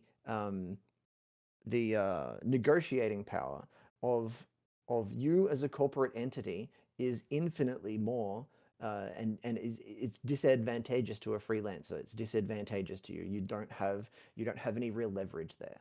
Mhm. Because you need their work, you need their money, you need their money. It doesn't matter. You can say, well, I've got copyright all you want, but this is capitalism, and you need them to survive in the first place. They are going to give you money, and by atomizing all the creators and not hiring them. They don't have to give you benefits. They want you to be casual, and atomizing the labor market for creative work means that um, they know it's going to be a lot more difficult for you to unionize. And not only that, but They know that it's going to be a hell of a lot harder for you to actually benefit from the system of copyright in the first place, because you're not going to have you generally don't have the resources or the means to actually benefit from it. And especially in your average freelancing work, whether it's writing or illustrating, a lot of this stuff is is not for high profile works. It's not for profile works. It's for, everyday stuff. I'm shitting out articles on screenrant.com, and I'm getting paid like $20 every time I write one, and I've given them like 100. And like, if I somehow manage to negotiate a contract with them where I retain any IP in the first place, I can't benefit from that. I made $20 from it. If they decide to start using it in ways that I don't condone, what am I gonna do about it? Am I gonna sue this like mid tier? Like, am I gonna spend all my finances suing this mid tier company who nobody's gonna represent me pro bono? Nobody's gonna, like. What are you gonna do about it? It's not designed for you. You can't really materially benefit from, unless it is a giga high profile case. But you see, like in the tech industry with AI, this is sort of, everybody talks about open AI. Everybody talks about open AI, but most people in this industry are training LLMs that are being accused of copyright infringement, even if infringement of copyright was problematic per se, which I would argue that the system of copyright itself needs to be abolished. It doesn't benefit us as from a Marxist perspective. I hope that you can see, without me going into it yet really at the moment, I think that there's an obvious class analysis as to why this is, as to the nature of copyright as a mechanism for exploitation. But even if you think that copyright is good and it's a system that should be preserved, and that means infringement is bad inherently, um, most of the people that are being accused of doing this in the first place aren't working for OpenAI. Yeah, OpenAI and Anthropic, you have these major players, but there are hundreds and thousands of labs all around the world, and organizations and local operations where people are doing it, where um, these are situations where uh, small time and medium, small time freelance creators can't really benefit from the system can't really benefit from it in the first place, or make use of the devices that are being used, that are purported to benefit you. So let's. Sorry, I know that was rambling. No, it's fine. Let's dial in on an example. You're familiar with Suno, right? Yes, been Okay. making use of it quite extensively in a mod that I've been making for the Red Goblin. There you go. So Suno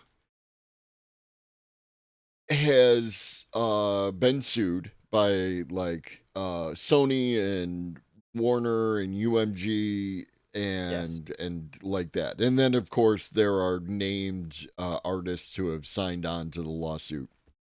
right. Um and Suno responded with more or less, like I'm way oversimplifying, but basically that yeah, we used everything we could lay our mitts on, but it's all fair use. So how Right. can you make that argument for Suno that what they did is not violating copyright and is in fact legal and good? Well, there's a few arguments I would make. The initial arguments that I would make are ones that are, I guess, outside the scope of the question. Nevertheless, I will state them anyway, which is that, um, even if it were to be found that what Suno was doing was not fair use, I personally would argue that it's not wrong for them to do it anyway, because uh, when they are being in the context specifically, please specifically remember, I'm contextualizing this in the case of a lawsuit against them by music industry publishers like Sony.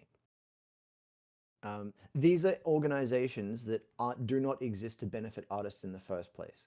What they are doing, um, I mean, if you look at the size of the Sony ATV catalog that, like, Michael Jackson owned, for example, funnily enough, to just rope him back into the discussion, Michael Jackson actually owned one of the largest music publishing catalogs in history, the Sony ATV catalog, which he owned, and he sold half of it to Sony, and it was jointly owned by Sony. And so he actually owned, this is one of the funniest things. Like, there are tons of artists that you have been listening to that your entire life never saw a goddamn cent from royalties because they all went to Michael Jackson. And, and I'm not specifically shitting on him. I'm a fan of his music. But like Eminem, every Eminem record you've listened to, those royalties generally went to Michael Jackson because of the catalog, right? The publishing catalog. So when Sony rolls up suing the point of what I'm saying here, to cut it short a bit, um, when companies like Sony and Warner and UMG, these publishers roll up and they're gonna in their PR they're gonna talk about artists. They don't give a shit about artists. They're not paying. I mean, the vast majority of the money that they're reaping goes to them. It goes to their pockets. It goes to their business. It's not going to fucking artists because the rights are owned by them. Like most of these recording artists don't own a goddamn thing in the music that they've released. They get paid, and this is why they're always hustling hustling and touring, right? And incidentally, this is why Michael Jackson was so incessant on owning the rights to things, because he hated touring. He didn't want to do it. He hated doing it. And so the only way to avoid touring in with the way that the music publishing industry is set up, and if you're a recording artist yourself, you almost certainly know what I'm talking about, the way the industry is structured. Artists don't benefit from the way the music industry is set up. Musical copyrights almost never benefit the artists who created them because the copyright is almost exclusively held by the artist. Baby, And had the just only met way you. to get out of This is touring hell crazy. is Here's my number. to Call find me a way to claw maybe. back the rights yourself, which uh, you know, even Taylor Swift hasn't been able to do that. Taylor fucking Swift hasn't been able to do that. She's had to go back and record, create entirely new recordings, remaster and redo entire albums because they won't even sell her the copyrights. So unless you're somebody who is incredibly wealthy, like Taylor Swift level wealthy, or like Michael Jackson level wealthy, and also lucky with the right executives at the right time, you are not an artist that's going to benefit from the copyright to the music anyway. Artists are not fucking benefiting generally from copyright in music. So the first argument I would make is I guess what you would frame as a radical legal argument, to ethics, that if it was copyright infringement, which it there's very good arguments that it's fair use. But if it is copyright infringement, so fucking what? It's not wrong for them to do it in the first place because now if they're going to SoundCloud, or if they're rolling up to my Twitch channel and taking copies of my freestyles, maybe then there's some sort of different argument. But when it's companies like Sony, when it's music publishers, it's not wrong for them to do it, I would argue, because these companies do not exist in service. These copyrights are not in service of the artists that are recording this music in the first place. Mm. They're not in service of these artists. In fact, they in some ways you can argue that the existence of these companies and the conglomerates and the nature of the business model is itself the harmful thing to the careers of these artists in the first place. And you can see that in the successes of like Insane Clown Posse, for example, who after their encounter with a music publisher, they quit and they've stayed independent ever since '98, I think. Um, and they've managed to do fairly well for themselves as a small to mid-level label, um, self-publishing. So the first argument I would make is that doesn't answer your question even remotely. I'm sorry, but I feel that just needs to be stated. The nature of the music industry is not set up to benefit artists. Musical copyright is not set up to benefit artists. Um, so as far as whether it's fair use, so um, I would argue the biggest argument that it's fair use. You know what? Well, I'll just go down the factors. Is copyright law the same for music and other media, or do the existing legal decisions bifurcate copyright based on the medium? Uh, the answer is yes. I know that's confusing, but generally, copyright law is fairly consistent across media. However, the one thing you have to consider is that the term for copyright, the copyright term, the length of the term depends on what the work is, right? So if you're in like England, if you're in the United Kingdom, the copyright term for publishing books is not necessarily the same as it is for films, right? So that's the main thing you have to consider. Otherwise it's generally the same everywhere. I mean, it's generally the same rules. Fair use for what Suno is doing. Fair use for Suno's music. Um, well, it's clearly commercial. We look at the first element, the purpose and character of the use. It's clearly commercial use. They are, if they've harvested, say they've harvested Sony's catalog, um, they've harvested Sony's catalog. They just fed it all in as they fed it all into the spreadsheet for their training data. Um, so the purpose is to develop a system for creating musical works, and uh, that is their so that is the purpose, right? And so they are uh, that particular use of the work is commercial. The character of the use, maybe you could argue that it's not necessarily an infringing character because generally nothing about and if you use Suno a lot, you'll see what I mean. Generally, the way that they're using this work is framed in such a way that uh, you generally won't notice that uh, you won't notice what it's trained on. It's hard to notice unless you're a really incredible prompt engineer. I think that at least in my uses of Suno, it's pretty hard to try to recreate a specific artist's style. Um, Generally, the way that you do it, I find, is you take a song, you take a version. Like if you like, I've done this with like the Army Air Force song, for example. I recently created a cover of that for a mod for my Red Goblin mod. I just rewrote the lyrics to be about punching people in the dick, and because that's what the Red Goblin likes to do when he plays this game that I'm modding, which I'm not going to announce what game the mod is for, in the chances that somebody watching is is from my community or his, and it's supposed to be a secret. But anyway, in these games, I what I've done for this new mod is I took the Army Air Force song, and I took an instrumental version of it.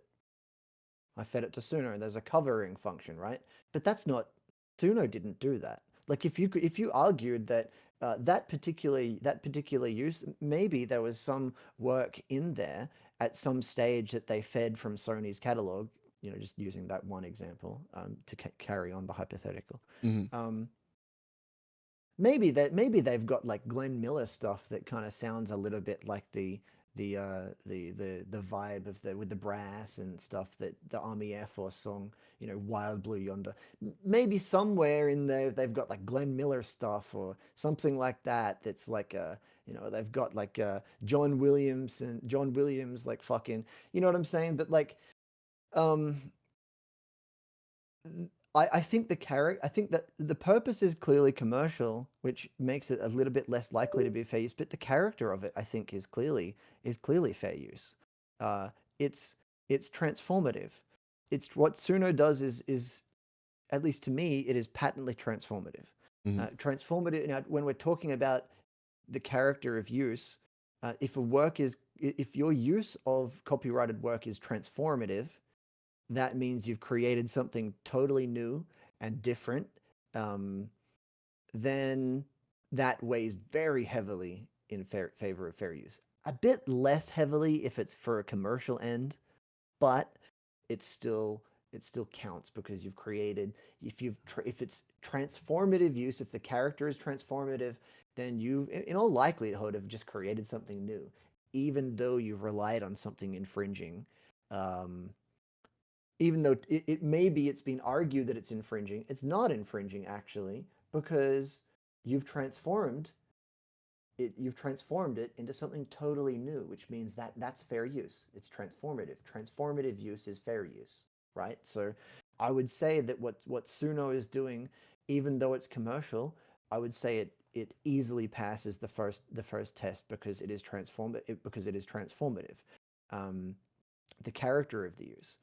Not only that, but again, the actual environment, um, the environment of use is, and again, this is just my this part is just my subjective use of it. But I feel that just with prompts alone, unless you feed actual audio to Suno, I feel with prompts alone, it's very difficult to recreate a specific artist's style. You can recreate genres and vibes, and you can get kind of close, but I don't think I would say that it's very, very difficult to nigh impossible to create something that would be infringing in terms of replicating somebody's style. Now I can go to Suno, and if you got really good prompts, does the music need to be transformative, or does the process of turning training data into neural network pattern data count as transformative? That's a very good question, and that is a question that is not really that is what we would call a research gap in academia. Um, there's just not enough. As far as scholarship on it, there's a little bit of scholarship on it, not much, because this is such a new area. There really isn't any jurisprudence to rely on. When I say jurisprudence, I mean legal decisions. Um, I Hmm. would say, in terms of does the music need to be transformative, or the training process, um, the use. So you consider it as a whole. Generally, we consider the resulting. It's considered as a whole. So you're not generally worrying about individual elements like that. But as far as um, I would I think it's difficult to separate the resulting product from the training process. But as far as the training process, I would say that uh, considered purely in isolation, the training process itself, I would say, um, has a commercial purpose. But again, the character of the use. Uh, hold on a second. I'll get to Professor Chess. But the character of the use, um, that training data is uh, is akin to. Well, you know what? Let me carry on, and I'll get to further elements, because I think I can answer that better. So if we look at the nature of the copyrighted work, right? Um, so what is copyrighted? It's music. It's clearly copyrighted. Sony holds it in their catalog. Um, it's published work. It's published work, and so then it's clearly copyrighted. So that's easy. It's clearly copyrighted work that's being relied on. The amount and substantiality. This is kind of what gets to your question, Professor Chad. When we talk about training, when we talk about, oh, sorry, um, Larry, when we talk about training, right, training data, using copyrighted works for training data, I would say that while the amount of the work used, that can vary. Now, depending on, I don't know the specifics of Suno's training process, but with audio, uh, with audio and film and video, quite frequently you're not using the entire work. It could be with songs that they are. One thing I do know is with video training, quite often they're relying on clips though. They're not typically feeding an entire movie into the training data. You'll break it down into sections. But even if you did do that, that is a very large amount of the work used. Sometimes 100% if you fed the entire song in there. So the third element of amount and substantiality.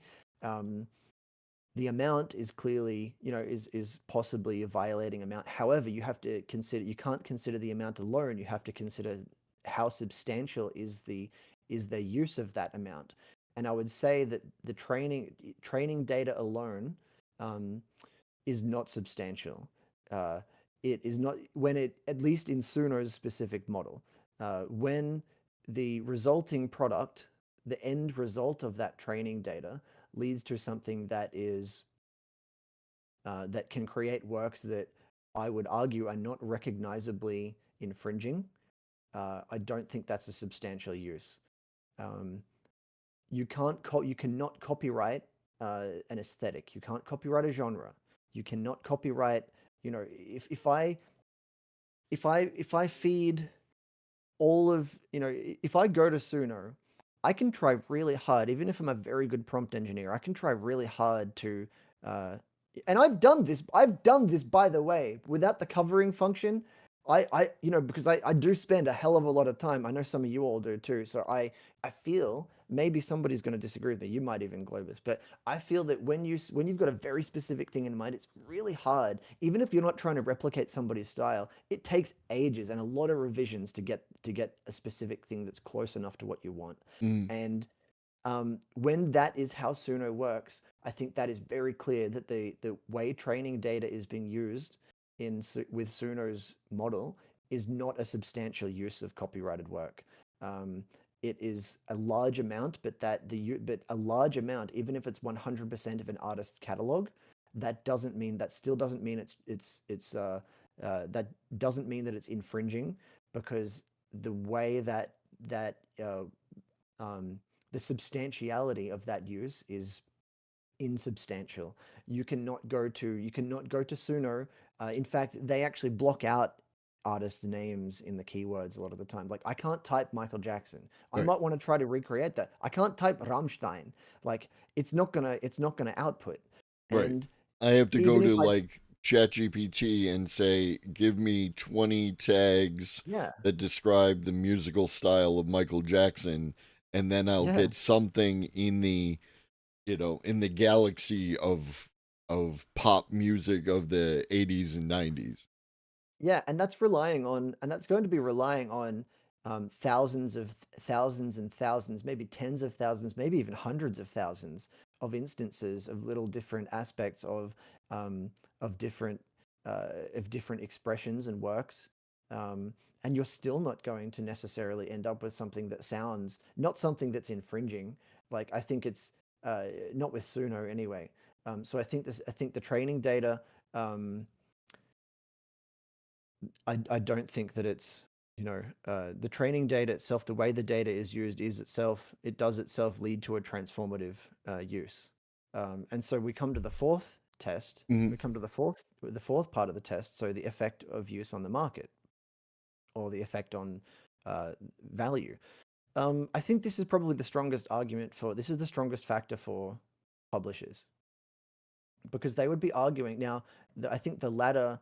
I think the sorry, the former. So there's two parts to this fourth element. There's the effect on the market, and uh, the effect on the value of the copyrighted work. I think the effect on the market, talking about market share and the effect on the marketability of the original work. I think that's their strongest argument. But in saying that, I don't think that it's a strong argument.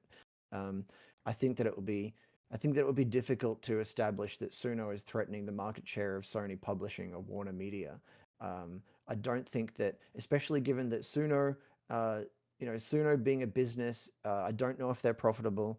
But Suno being what it is, I would say that um, given the reach, given the industrial reach, uh, and the nature of a business like Sony, and the omnipresence of their omnipresence in the music industry and the entertainment industry, I think it would be very difficult to establish that Suno would be threatening their market share, especially with music that um, if Suno ever threatens Sony's market share, it's it's not because they're producing stuff that sounds too much like Dr. Dre, Hmm. right? Because you simply can't um, you can't output. Suno is not outputting stuff that is that similar.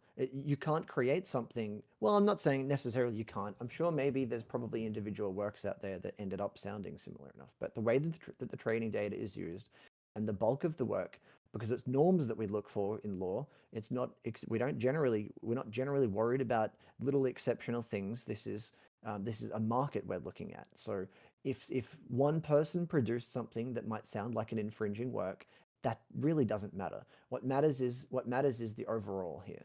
And so for this particular test. And so I think it would be very difficult to establish uh, that this is threatening their market share. I think just on paper, without knowing the specific figures of Suno's business, I would not imagine that compared to music publishers like Sony, um, that they really have a significant market share in the first place.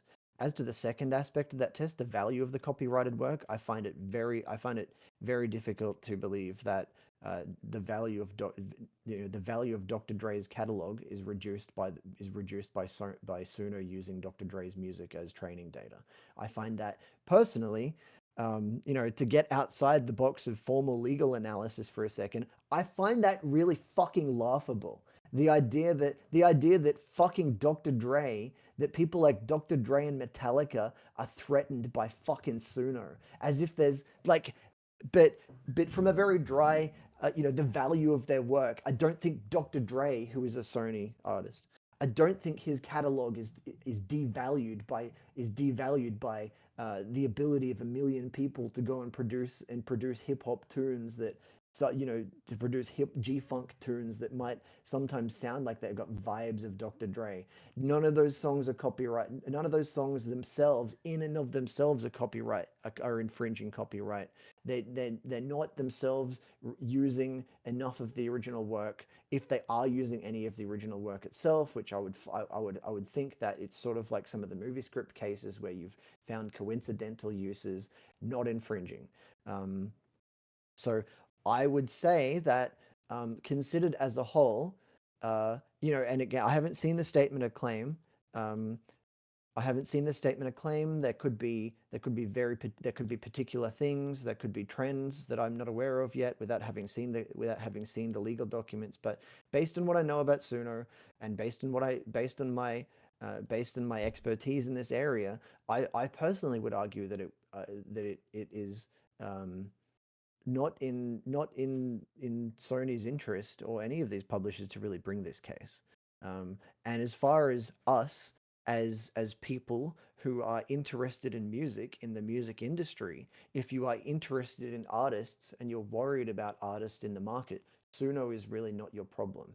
The problem is the people bringing the lawsuit in the first place, because they are not giving an equitable share of their profits through the artists in the first place. And that's even if you think that it, and that's coming from an argument perspective. That's not necessarily a leftist argument. That's just a standard liberal marketplace argument. Like, if you value the idea of an economy based on mediums of exchange, and you think even if you think capitalism is a good system, but you're interested in protecting small time artists or artists in general, music publishers are the problem in the first place. And when you have neoliberal scholars even saying that, some neoliberal scholars in their work saying maybe we've gone a bit too far, I think that's a pretty open and shut argument.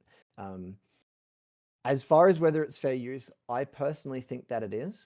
Uh, um, of course, there may be things that I'm not aware of, but I think based on what I know about Suno, uh, and more largely based on my knowledge of IP law, I think that it's, uh, more likely to be considered fair use. Is fair use a good Is fair use really, a strong basis for them to rely on? No, it's not. Fair use is still pretty limited. One thing you have to remember is that fair use is still itself couched in terms that are designed mainly to protect, corporate rights.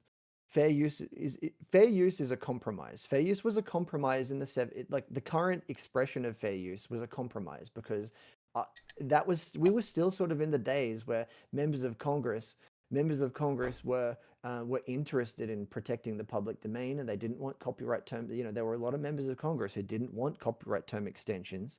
They wanted fair use to still be quite strong, and so what we have with fair use now is sort of a compromise. Um, it it's enough. It's enough. I guess it's okay, but it's Mhm. not a strong protection. Um, I think there was a few things in chat. Let me just Yeah, if you want to, because then I got to address. pivot off of what you Yeah, just that's all said. good. But if you want to Yeah, let me just. respond to some of those ideas. Professor Chud, generative AI is transformative based on what Dr. Yasmin said, but good luck finding a court that can understand the technology enough to find against the big corporations. Well, yes, there's political concerns, especially in, the higher echelons of the United States judiciary. Um, I think that it's not a system that is as biased as people think that it is in the federal courts, but the Supreme Court, I would say, even I would say, is very compromised. Um, I think it's very obviously compromised. Federal courts, not so much, but, it is still a system that is designed to protect corporate interests. It doesn't have to be, but it currently is. I would ask that you ignore temporarily the aesthetic question from Professor Chud because that's I'm going to cover that in my pivot. Of course. Okay. And how responsible is Suno for people using the music generator to do an infringement? Um, yeah, that's an interesting question. I think that uh, I think that it really depends on the way that they've set up. It really depends on the way that they've set up their business. I think generally, in terms of this specific case, it is relevant. It is very relevant. However, if I produce something that's copyright infringing, I'm not necessarily, Suno's not necessarily responsible. In the context of this lawsuit, it is relevant though. Um, Suno is not uh, because this case involves uh, potentially involves fair use, because it does involve copyright infringement, and there are other aspects of it than fair use, but with fair use specifically, and this and just the general circumstances of this case, uh, are they responsible? Not necessarily, but is independent use of their platform something that we have to take into consideration? Yes. Implied dudes. Wouldn't it be deemed copyright infringement just lead to these massive labels being the only ones that get to? Yes, exactly, it would. And again, and that's a whole argument that I had. That's a whole point in my analysis of copyright law that I haven't even gotten to. Is that if these things win, if cases like this win, or um, the case against OpenAI, there's currently one against OpenAI as well. If these sorts of cases win, it will be very bad for us. It will further entrench corporate control over an entire paradigm of technology that we don't want. Right. We don't want It's that. We don't want that. the fight against Suno in this regard. If you were to take the side of the music publishers against Suno, you are not as a leftist or whatever your political affiliation. If you just don't think it's right, Yeah, if you're not fighting against AI, you're fighting who controls AI. Is it going to that's be right. the really big corporation or the significantly smaller corporation, right? Like, is it Exactly. going to be Warner or is it going to be Suno? That And is no the matter who only wins, thing here. nothing changes for artists. Right. Nothing changes for independent artists. I mean, and I would argue that actually, if Sony, I mean, on balance of the parties involved, I would say just my personal analysis is that, um, balancing the various interests. So, music publishers winning this leads to a worse outcome for artists. Um, Yeah, it it leads to a further worse outcome entrenches for their artists. power.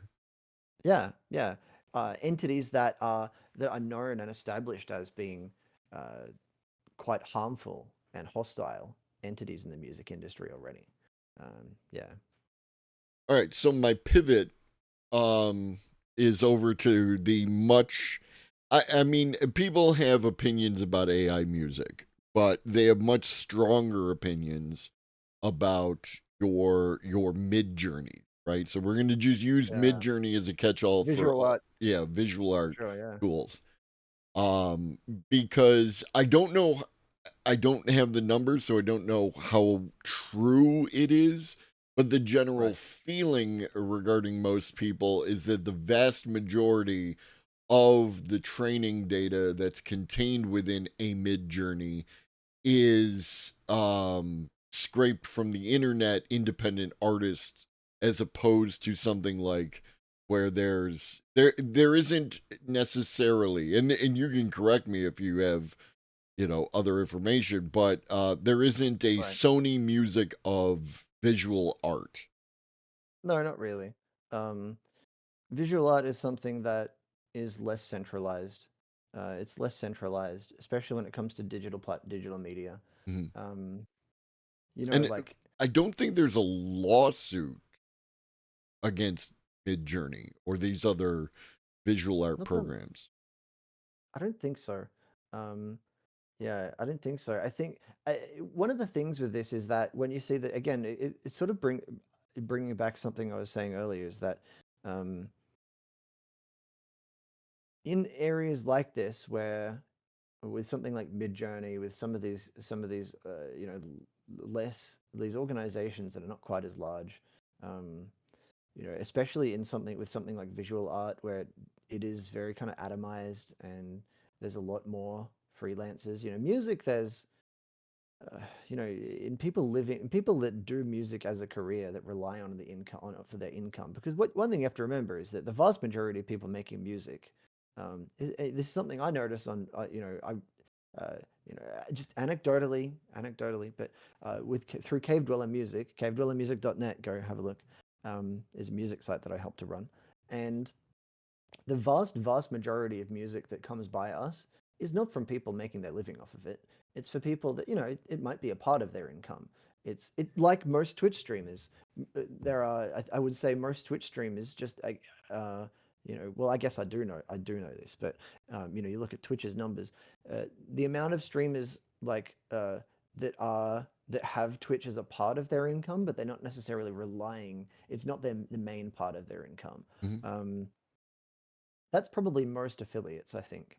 Uh, like most affiliates, like at my level or larger, I think around not like necessarily like I'm not necessarily I don't rely on the income that I get from Twitch, um, but and I think that's probably like the bulk of my income doesn't come from Twitch. I think that's most streamers that are getting money from it, and uh, like the bulk of music is like that. The bulk of and there are a lot of freelancers that do rely on it, Mhm. but when it is as atomized as it is, there are many visual artists who it is a part of their income, but not necessarily the only part of their income. They're working a part-time job, or there's something like that, or they're working casually. Um, like these people are very unlikely to be unionized. They are very unlikely to have any sort of real collective action, which they should, um, and is an area ripe for activism and engagement. But um, these are areas, some and to some extent, industries where small time people just aren't really able to. Uh, it kind of comes back to how they're not really able to benefit from copyright as a system in the first place. They don't really have the resources to do it to do it. If they can get together a class action, which might not even succeed in the first place, like um, yeah. But what was the original? The I can't point remember. that I was getting to was related to the Sorry, I idea. ramble. Sorry, I No, was no, rambling a bit. it's totally good. Like we're extracting information, and sometimes it's going to be rambling, Yeah. sometimes it's going to be tangential, and sometimes it's going to be direct. Yeah, Um, yeah. one of the um, let's say commentaries from Right. artists or the artist adjacent community who feel that AI art tools are an infringement on their work, right? Whether it's Yes. Yes. legal or not is that you copy a particular artist's style. How Right. valid is the idea that an individual can own a style? You can't. It's not copyrightable. You can't own a style. Um, you can own particular. You can own particular. It's not intellectual property. As much as somebody might want it to be, which they absolutely goddamn motherfucking shouldn't if they're working class. Um, but you can't copyright a style. You can't. There's three types of intellectual property. Um, there is patent, right, which is a protection on a method of doing something. Again, typically manufacturing, but not necessarily. But typically, it's a method of doing something. It's a way of. But it's a tangible, specific process, right? It's not, or a design of something. It is the other kind of thing you get a patent for. Doesn't cover like a genre or an idea or an aesthetic. You can't patent an aesthetic. It's not tangible enough. Um, what else? There is trademark, which a trademark, and this is probably the thing that people get confused most. in IP is people confuse trademark and copyright. A trademark is a protection of a name. Trademark, I personally would argue, is is is the least bad of all forms of IP. The reason for that is because it is literally just a name. And not only that, but it is limited by use. So trademark is why sometimes you'll see a business just shove something out the window. Um, every couple of years because they have to maintain the trademark. Or why you'll see some businesses use certain brand names and just they might not even necessarily have a good idea, but they just shit something out with a brand name because they just want to keep the rights to the name. So in trademark law, to keep a trademark, to keep ownership of a name of something, right? You have to keep using it in commerce. And if you're not using it in commerce, you actually lose it and you can lose it very fucking quickly. Like trademark infringement is and this is something that happens. It's all very fluid and it's not really it sucks. We should probably abolish it too. It's not as bad. But that's just names.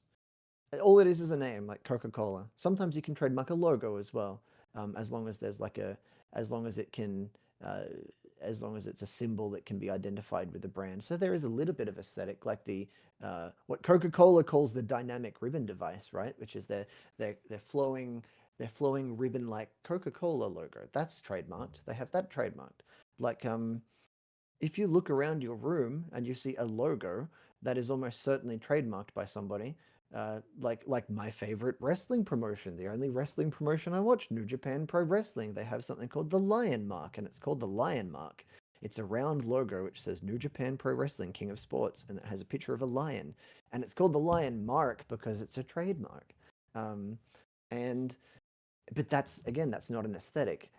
So if you look at the logo, but if we go back to the Coca Cola, can Coca Cola claim to own flowing ribbon like fonts? No, no, they can't. Anybody can do that, but you can't. What you can't do is create a flowing ribbon like logo in a way that is confusing in the marketplace. Because if you do that, then if it's confusing in the marketplace, then you have a problem with trademark law. Um, Now, if I were to take like the Coca Cola style, like the Coca Cola, everyone's visualizing the Coca Cola, mhm, and instead of Coca Cola, I wrote Cthulhu, right? That it's fair would use. probably be fair use, right? It's yeah, it's definitely fair use. Unless you were using it in commerce, um, and then it's most likely an infringement because you're using it in commerce, and I that mean, if I might put it on a T-shirt, am I gonna? Is Coca Cola gonna shut me down? they're gonna shut you down. They might not actually be in the right though. It's possible you might actually still get up on fair use if it's satirical enough. You know, parody is protected. Even parody in commerce is protected, which, by the way, is why Weird Al Yankovic. You might hear about how he does this. Weird Al Yankovic doesn't actually need permission to do any of these songs that he Right, does. He doesn't actually need permission. When you hear about him asking permission, he does that because he has integrity. He right. doesn't actually need their permission. So when he actually takes this so far that if he doesn't get permission for a song, like he took this so the most remarkable example of this is with his parody of "Lose Yourself" by Eminem. When he released "Lose Yourself," it was called "Couch Potato," and it was the lead single for his album. This is in the 2000s when singles, physical sales of albums and singles were very fucking important still, like the tail end of that. And he didn't do a music video for that because Eminem only gave him permission to do the song and not the video because Eminem thought that it would make him look too bad. He thought that would hurt his reputation too much if Weird Al did a video parody. Weird Al didn't actually need permission to do the video parody. He could have done that. Nobody would have sued him because it's known omnipresently in the music industry. They won't even sue you for parody generally. And so Weird Al could have done the video. He chose not to, and he sacrificed a lot of fucking money. He left a goddamn colossal amount of money on the table by not doing that video because those things are one of the in the 80s and 90s especially were one of the key sources of people buying his albums because they would see the video and they'd go, "Oh, he's cool. That's funny. I want the album." You know. But like parody in commerce can still be fair use. So your Cthulhu shot might actually pass Will Coca-Cola sue you? Coca-Cola probably. Now Coca-Cola probably will. If it's like if it's New Japan Pro Wrestling, they're probably not going to sue you. Like you can probably do that, and they're probably not going to sue you. Um, some companies won't care. Um, some companies just will try even if they know that they're wrong because they're litigious. And again, it's one of the ways that intellectual property is a system, even if you're again, this is one of the ways that it doesn't benefit us. It doesn't benefit us as workers. It benefits the ruling class because they can make use of the system even when it doesn't protect them, because they can sue you with a frivolous claim that they know is going to fail, and they're just doing it to tie you up, to force you to stop, because they just by alleging and by sending you a statement of claim and getting a court summons, they force your hand to reply. Then you've got to lawyer up, then you've got to lawyer up, and then you've got to pay legal fees and court fees, and then if you can even afford any of that stuff, so you're either going to settle and stop, or you're going to continue, you're going to carry on and give up at some point, and then you're still going to settle, Yeah. And I heard or that bankrupt yourself. something related to that, watching. Now, I don't know how valid any of these people are, but Prince, yeah. producers Paul on McCartney as well. YouTube talking about music creation, and if you use a sample, like the Right. general vibe of those people is just go ahead and use it, right? Yeah. And if you get Just a do it. letter, if you get a cease and desist or whatever, how well is the song doing? If the song is doing well, then you Yeah. negotiate, and if the song is not doing well, you take it down, right? Pretty Again, that's much, not yeah. Just legal like advice, how that's some YouTube shit, but that seems to be the vibe. pretty much because again, it's small creators just can't they know because they know as you again, it's one of the ways that people on YouTube are intimately familiar with the fact that they cannot benefit from copyright as a system. You can't. Especially with digital mechanisms, because and this is one of the ways where the system has technology has evolved to actually make it harder for us. So if you're a small-time visual artist, or if you're a small-time YouTuber or a Twitch streamer, like us as Twitch streamers, um, we are even more disadvantaged. We are even less able to make use of copyright as a system, any intellectual property. We are much less able to benefit from the system than even we could have before the rise of the web, because these, with something like the DMCA system, with integrated copyright detection violation detectors and things like that. These are automated systems, and um, if you want to, the most common way of informing somebody nowadays of sending a notice is digitally, and these tools exist. If you are, if you're Sony, YouTube will take you into account and they'll scan everything to benefit you. They're not doing that for me. They're not doing that for Levelhead. Levelhead has all these tracks. You think fucking YouTube care? You think fucking YouTube is scanning videos to see if anybody is infringed on Levelhead songs? YouTube doesn't give a fuck about small time creators. They're not.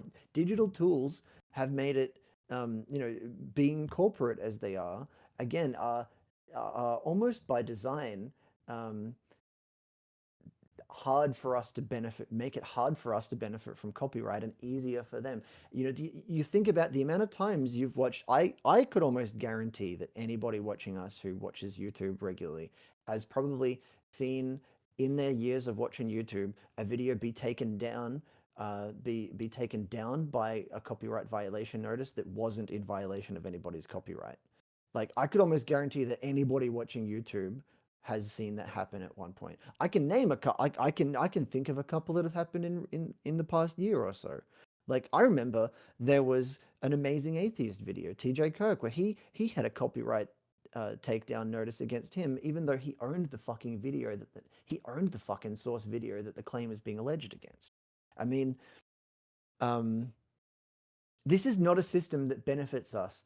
Like, this really isn't a system designed for us. Small time creators are not really able to make effective use of the tools that exist to defend copyright claims in the first place. Mhm. But aesthetics, yeah, you can't claim the Cthulhu shirt. You probably can do that. Oh yeah, and that's kind of getting back to it. So what you were saying, that sort of legal advice, just do it anyway. And if you get it, like that exists because they know that they can't really benefit from the system in the first place. Like even if you've created something original and they know that they're in the right legally, they know that it's fair use. It's a clear-cut case of fair use. They know that they're not going to really be able to mount a proper defense or a proper, a proper case. Uh, they probably can't finance it. They're just a YouTuber. They're just making videos out of their house. They Mhm. might have a room that's a studio, but how the hell are they going to take on? How the hell are they going to defend themselves against Sony? Even if they know, even if it's clear cut, you might go to a lawyer, and the lawyer will say, "Yeah, it's obvious. There is no way in a million years you could ever lose this if you went to court." But how the hell are you going to afford that lawsuit? Right. Like 9 times out of 10. So of course they will say, just do it anyway. Do it anyway. And if you get noticed, here's what you do. Because they know that the system is broken for the average person. It's broken for small time creators. It only works effectively if you are corporate or wealthy And independently. so the aesthetic argument for AI art tools is Mm. actually like a vibes. One could you could I don't know. Can you even make an ethical argument that if I were like, let's say DrYazman had a particular style that was recognizable for fans of DrYazman, and then I come Right. along and I use Midjourney to create an art piece for my own use, in whatever capacity. Like, at what point in there is there an ethical argument that I should not be able to copy DrYazman's style? Um, I think the ethical argument comes down to if I had to make a purely ethical argument, leaving aside the legal realm of like what can be Right. copyrighted and such, the ethical argument for me is that if you were to let me actually refer to the reason why corporations don't try to make these arguments either. If it was ever found that aesthetic could be protected, um, it would make it very, very fucking difficult for people to create new works. Uh, Ethically speaking, if we were able to uh, ethically, if you were able to copyright or hold under intellectual property aesthetics or vibes, that would mean that um, you have to think about the consequences for society, and not only for society but for yourself, right? So for me, I feel that the argument for society is enough, yeah, but that's not enough for everybody. So there's a two prong. I'll make a two-pronged argument that involves you personally, and they're intertwined anyway. You'll see. So if let us say, for example, that let's say that an aesthetic was copyrightable. And the copyright term in, let's say, a genre, let's say that, and it's aesthetics, it's vibes. So, in a musical sense, that means genres, right? So, let's say the first music single to ever release, ever have rapping in it Mm. was that Blondie song. What's that song? Um, Rapture. Rapture, yeah. If we say if we were to say that vibes or aesthetics were copyrightable, that would mean that Blondie could claim a copyright over hip hop. And that would mean that anybody wanting to release any hip hop in any form would then have to license the right to that genre from her. That would mean that to produce psychedelic sounding funk music, you would have to license it from fucking George Clinton. You'd have to go to Detroit and say, "Hey, can I get a license so I can, if you uh, can you imagine if the aesthetic of biotech was held in copyright by the HR Giger estate? We still wouldn't be able to you still wouldn't be able to illustrate that. Hmm. You still wouldn't be able to illustrate that because the term length for visual art already is insane.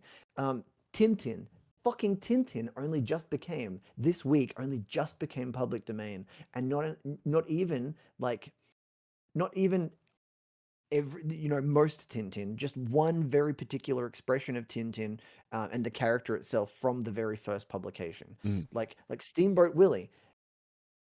Steamboat Willie only just became public domain last year. If aesthetics were copyrightable, that would mean that nobody would have been able to produce anything remotely similar to Steamboat Willie visually until 2024. Right. That entire That style. There would have been no that Cuphead entire video style. game That's because right. You wouldn't have had you wouldn't have had, and if you consider the early Disney films, Disney Disney and Warner Brothers would have owned the entirety of American cartoons. Between those two companies, it would have been very fucking difficult to create anything that didn't infringe on their copyright. So the argument to society is that if it were to be found that aesthetics were copyrightable or held in any form of intellectual property, the argument is that this would make it. I mean, if you're a small-time creator, the idea of aesthetics being earned is the worst possible nightmare scenario for you, because that means that any conglomerate like Sony, Microsoft, fucking Disney, Electronic Arts, all they have to do is produce one instance and be the first person to produce that instance, or and that can purchase the first or instance. purchase the rights, and then they hold exclusive control over it for the next century. Right. Good Because fucking luck. someone Good can fucking make luck finding. someone can make the argument that, well, if Blondie, owned all of rap music, that's fine He'd because still own it. Blondie is a based individual. Yeah. But what about when Blondie dies or the estate or some factor sells What if that she right sells it to to Martin Sony? Shkreli? Right. What if she sells it to Martin Shkreli, and all of a sudden the farmer bro owns the entire genre of hip hop? Imagine if Black Sabbath sold the rights to the metal genre. And they sold the rights to the metal genre to the Christian Coalition. And then all of a sudden, nobody anywhere in the world could produce any metal unless it's Christian metal. And then the only bands you would have producing it is Striper and fucking Striper. You, Striper's the you only metal band that's allowed because the genre of metal, the aesthetic, is owned by somebody, and they won't license it out. They will not fucking license it out because they just don't want non-Christian metal. So you've got to be like Demon Hunter or Striper, or else you ain't fucking making metal. I can't That's what believe happens if I aesthetics. can't believe you brought up Striper on my Yeah, stream. yeah. What is wrong with you? To make an argument that benefits us. But in a way, we've somehow managed to use Striper in our favor. So that's the argument to society. The argument to society is that this would be inconceivably bad for all creative endeavors because it would mean unprecedented corporate control. Now you might say, why don't corporations want this? They don't want it because they have to compete. And the reality is that it's so goddamn fucking hard to be original. It's so hard to be original. It's really hard to be original, okay? Like when you anybody that has done like postgraduate study can kind of relate when you have to do like a master's thesis or a PhD, and they say you've got to do original research and you've got to go through an approval process, and if it's not new enough, if it's not original enough, you ain't even fucking getting into the program. And it's hard to find shit that nobody's done before. It's really hard. Right. And so if you owned aesthetics, this would very, very quickly lead to, if aesthetics were subject to intellectual property law, that would everything has already been done. Yeah, exactly. And so most expression is a result of us being influenced by other people. This is just the nature of artwork and literature, right? The nature of it is that I see something cool that Globus did and I go, yo, I want to do some shit like that on my channel. I mean, that's literally my whole channel. My channel exists because I saw two different streamers and I said, yo, that's what I want to be like. I saw Rat Resonance and I saw Carl DeLinden, Forest of Wires. I saw those two guys like 18 months ago and I said, that's fucking cool. I'd wanted to stream for years and I just couldn't think of anything that my attitude was just that if I can't think of anything interesting or unique for me to do, then I'm just not going to do it.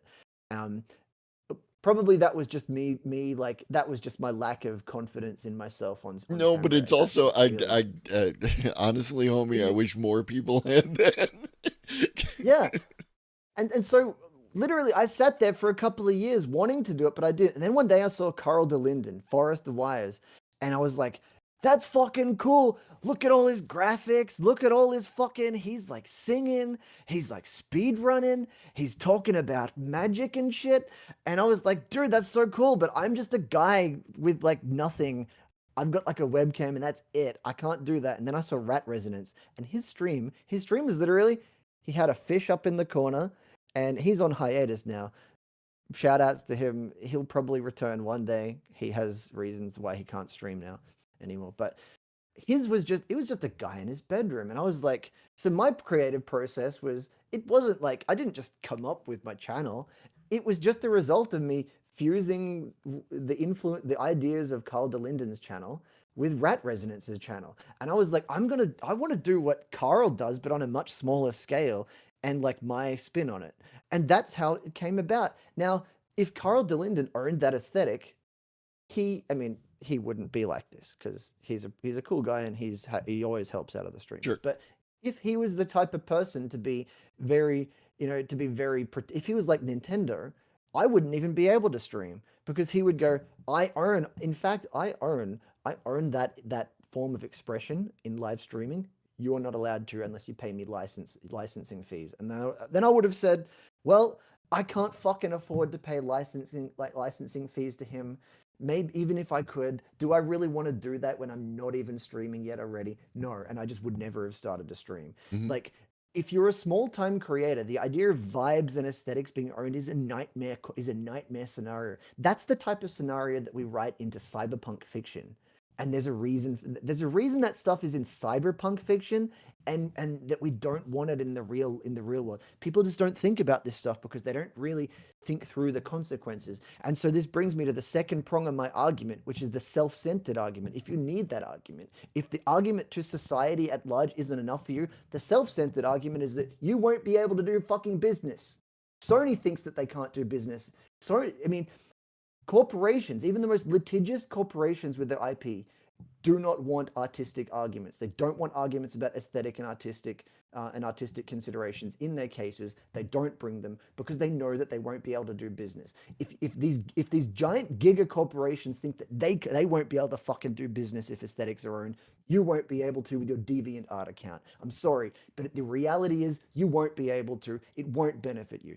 So the I feel that those are my ethical arguments. For the self-centered bootstraps position, and also the more altruistic position. I think that's my position. No, that was perfect, and I'm glad to have had you on today because it can be articulated in a way that like I spend so much time with this kind of content that Yeah. there's like I'm against the idea. I don't automatically accept anyone's preconceived notions about anything, right? Like No, you you shouldn't. you know you have to make an argument from first principles in order for me to Yes. get on board. And Yes. sometimes I worry that I'm so far down the the rabbit hole that I already have these preconceived notions.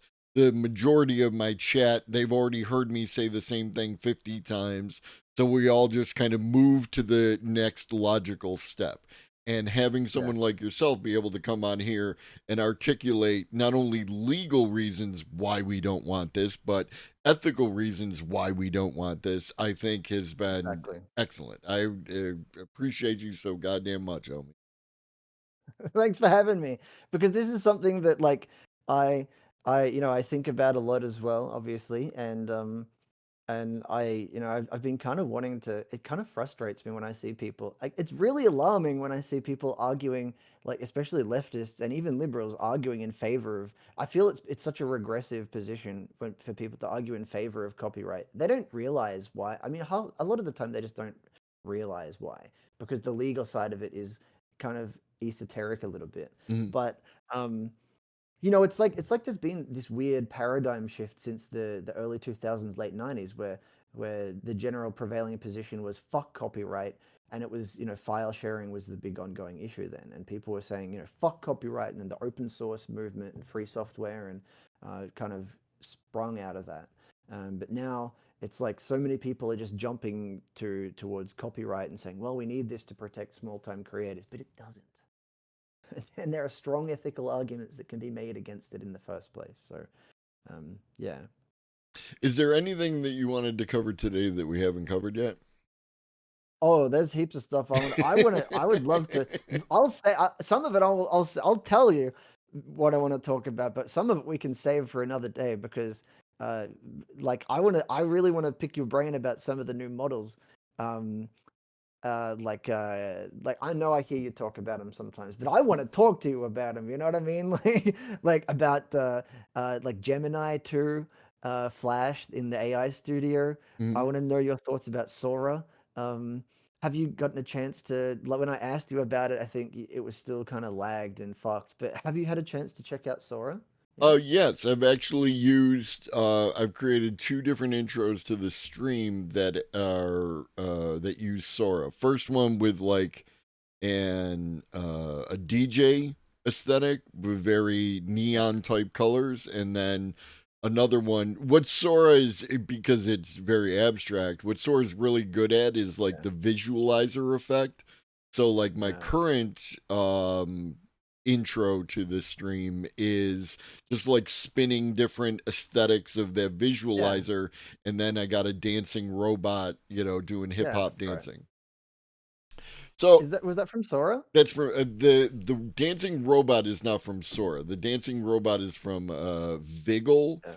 Oh yeah. like giggle but with a V. And Viggle Oh, I haven't actually. I have to look into that. is just continue to improve with your ability to take like an existing person Yeah. walking, dancing, what have you, and replace the individual with a picture. So like theoretically I could get a full body shot of myself and I could be dancing as opposed to the robot. Yeah. I think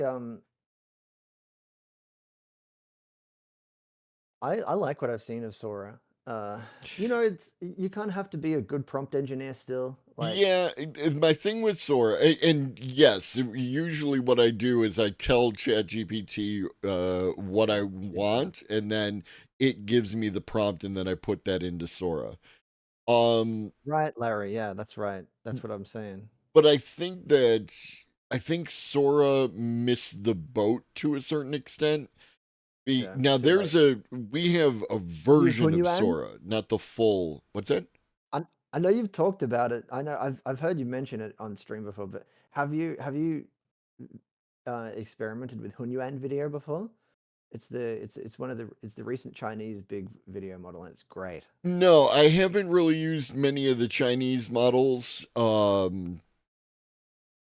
Just there's so much, like it is so, because I have real life, right? Like the robots are Enough time. not folding my goddamn laundry, and then Yeah, I have to try and like, be at least a semi expert on these yeah, various things. sure. And every time you turn around, somebody's putting out a new model, somebody's putting out a new variation or whatever, and it's Yeah. very difficult to stay on top of all the things. So, I'll have to send you a link.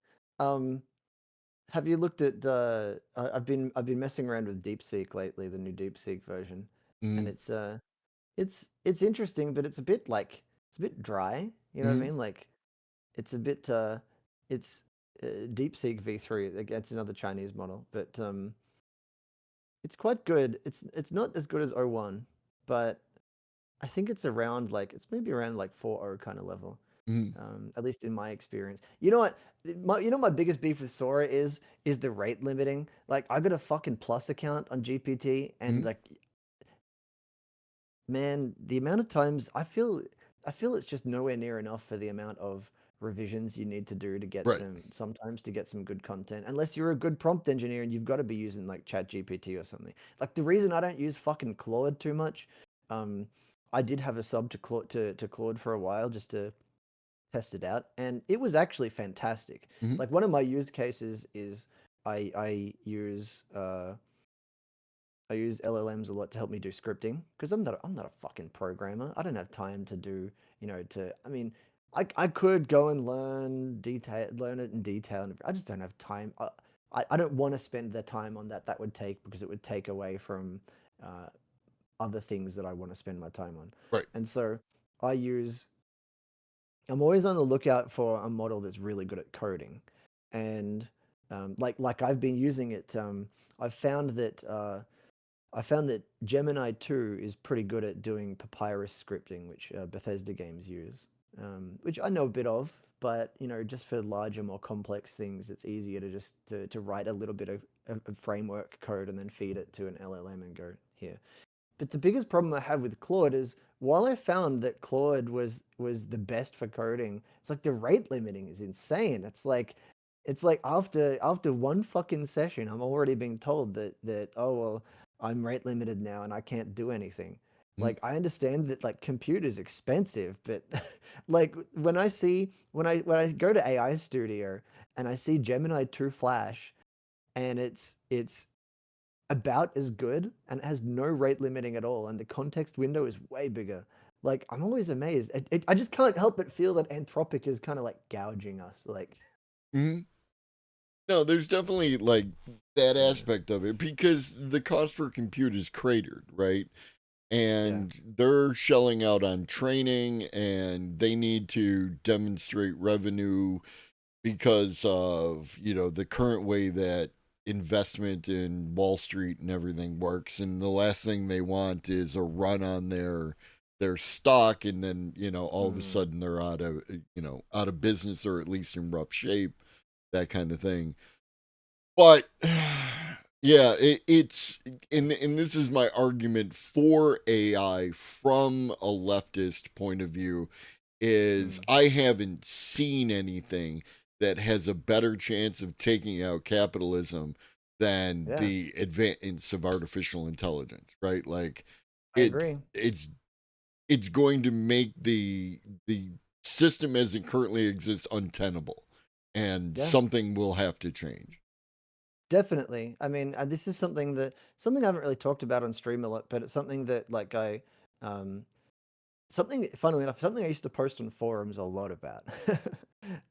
If you look at and I think there's something to be said for, at least my view on like the leftist theory is I feel that it's good to be current and modernized and not necessarily dwell too much on ancient stuff. But um, if you go back to the roots, there's always been a big, I think leftists, we have always tried to have material analysis in some form as part of what we do, Mhm. like a sort of philosophical materialism. And I think one of the things that you see, even in the really old school stuff, even Marx himself, talking about the way that technology can drastically shift, can radically alter a society, um, and the way that new technological developments can alter the class nature of society, force the hand that enforce the hand.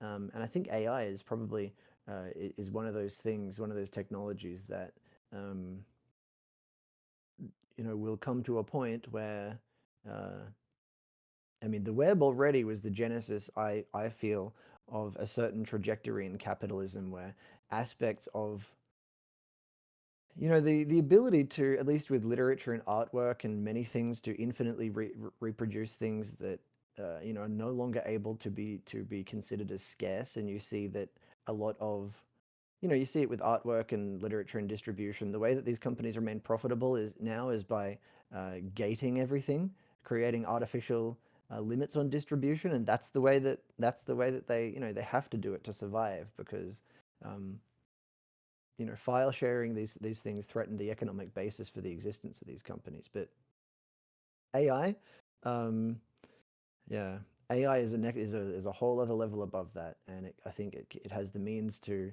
it has the potential to uh, give us a lot more control and a lot more power over things that we typically have no access to or no real not really viable tools for us to use. hmm And it's Yeah, the keys are inherent in the system, right? Like yeah, they want the AI, right? The yeah, the corporate overlords want the AI. The richest people in America want the AI. The richest people around the yeah, world want the AI. And it is by their own hand because again, like there's a lot of shoulds that come out of conversations around. We yeah, should have this and we should have that. And it yeah. it can be challenging to make arguments for should that are convincing to people who don't know what you know, right? And that kind of Exactly. thing. Yeah. Very true. So I generally expect people to act as they are, right? Like Mm. what is what is DrYazman going to do in this situation? And then Yeah. I construct what I know of DrYazman, and then DrYazman is probably going to act in, the following In this way. ways. Right. Yeah. And then I just take that and I apply that across the board. What do I expect Elon Musk to do, Jeff Bezos to do, Mm. capitalists as a whole to do? What is going to be from their point of view, their perceived interest, and how is that Exactly. something that can benefit me and the people that I care about, which is generally speaking the working class. Exactly. Yeah. Well said. Um, I think it's important to I think it's important uh to be able to build out analysis like that. Um, I think relatability is good. Mm-hmm. Yeah. Um, And I but agree that a lot of leftists. I'm generalizing here. yeah. Not all hashtag not all leftists. But like they do get caught up in the theories of dead Russians and dead Germans. A lot, right? Like, Yeah. and there is value to be gleaned there, but like For the sure. entire concept of fucking dialectical materialism is that Yeah. you apply it to the situation as it exists, right? Like For sure. you have to take Marx as it was and Look at the then material conditions now. Yeah. exactly, right? Like Mhm. even Marx, he wrote his what you call it on machines, right? His excerpt on Yeah. machines. He wrote a little bit Yeah. and he was like, "Fuck, I don't even know, bro." And Back in the time of the original Luddites. right. Like, and for him, automation was an entirely different animal. But even you Yeah. could see it in the way that he That's right. wrote about machines was like, yeah, I can eventually there won't be workers doing the work, right? Like there'll be somebody Te- pushing a button. Technology leads to new technologies lead to new social developments. It's all sort of interlinked, and the optics are not great. Folks are trained to blame anything but capitalism for their problems. Right, that's right. Hmm End of the day, when people are in pain from ongoing austerity, how will they see anything but a bunch of out of touch tech bros? How do normies look past all that to see the root cause? Yeah, I think the thing is, like, it's unfortunate that people often, they don't necessarily have the have. One of the best things we can do is to get out here like this, like we're doing, and just keep making those arguments and presenting a framework for people to understand things and know what's because we're not gonna, at least to me, like, uh, I don't want to do, you see a lot of right-wing tactics where they'll be happy to just straight up lie, hmm and cater to people's inner fears and things like that. I don't want, at least for me, I don't think that's good tactic. Like, it's I don't think it's ethical, really. And Oh to no. me, unethical tactic is bad tactic usually. And I And find so to me, lying it's like, unsustainable, right? Like, exactly, yeah, exactly. And so I think one of the best things we can do is to just keep, give people tools to, try to increase critical thinking out there, media literacy as well. Um, give people. I think media literacy is very important, way more important than it ever has been in my lifetime. Because the amount of, especially now, the amount of straight up lies being broadcast in mass media, which has been a problem for a very long time, but is a much bigger problem now.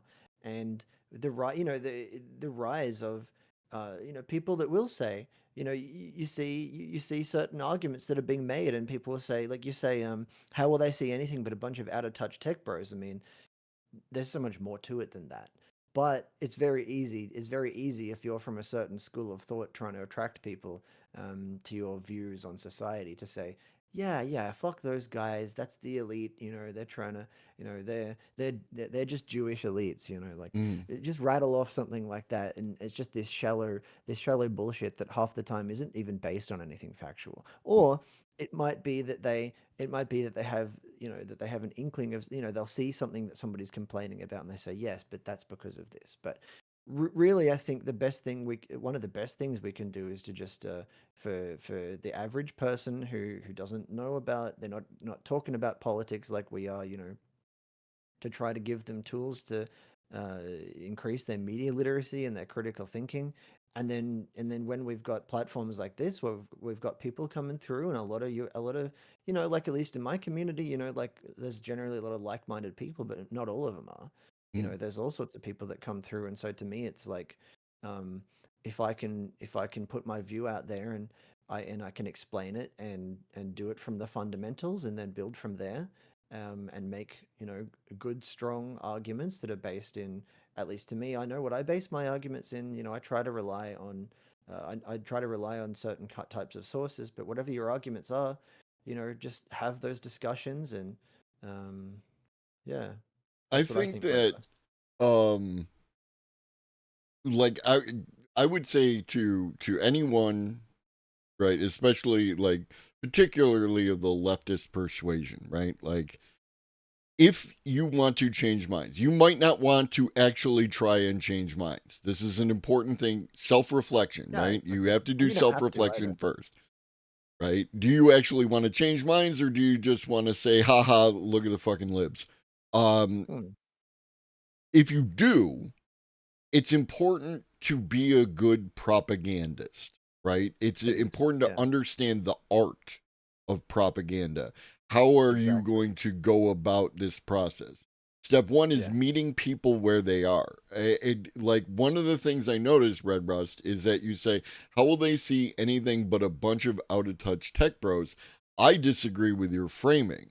I don't think normies really see out of touch tech bros.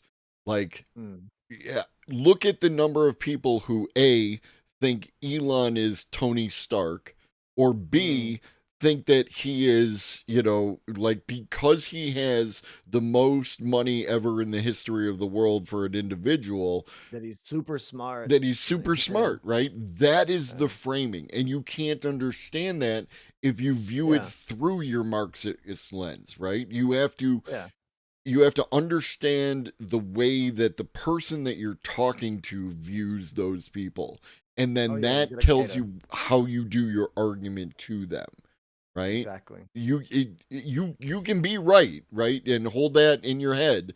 But if you go and you start beating them over the head with your little red book, you're not Mm. going to get anywhere. They're going to Oh yeah, you immediately gotta know how to you gotta know how to communicate to people, and you gotta know 100%. how to cater it to them.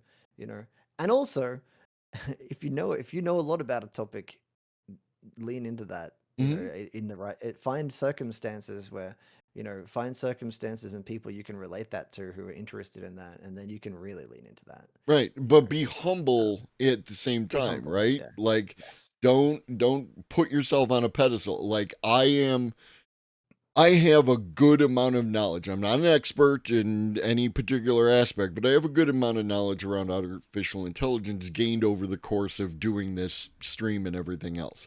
But I You're a always reliable source. He's I, been humble. He's a reliable source of information. but I rely on the people around me, right? This is Yeah, our yeah. strength, right? As the working Solidarity. class, even if you're not a leftist or whatever, as a member of the working Yeah. class, your strength is your relationships, right? Exactly. I'm not. I could have gone on ChatGPT and asked it to do a bunch of arguments around copyright and everything else and put that out. But no, I'm gonna bring on the good doctor who is going to tell us, from their point of view and give their perspective and that kind of thing. And I'm sure Exactly. Yasmin would love to have you on their stream to have a Definitely. conversation to extend these kind of things out. And then, Definitely. and we bring in other people, and it's that kind of thing. You don't have to Yes. know everything. You can say that you're wrong. It's Yeah. okay to be wrong. And then you learn. That's all it is.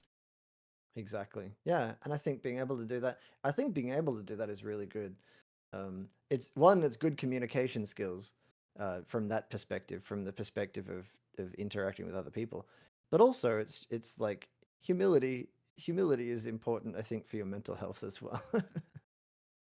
like, it's good socially. It's good to be humble socially, but also for yourself, it's good to be humble because, like, if you, um, I think people, I think people that get too prideful, it's there's a lot. That's a very stressful way of existing. Very stressful way of existing. Yeah. Um, yes, humility. Yeah. Yeah, definitely. Well, it was And a solidarity. pleasure having you Thanks on. for having me. And we're going to, yeah, well, Pleasure to be here. I will reach out to you later and we'll set up another one because I Oh, want, definitely. I got everything I wanted out of this, and I want you to be satisfied too because I'm a sensitive lover. You know what I mean? Yo, I do really appreciate that you had me on. I feel it was it's the perfect place for me to talk about this, and it's the perfect platform. So, it's actually better. It's actually better to do it here in this environment too, where it feels, I don't know, it feels more impactful to me personally, Mhm. and um and yeah, and so thank you for having me. I appreciate it, My and I'm pleasure. sure it'll we'll do more down the line. Yeah, no, we absolutely will. Take care, homie. Thanks.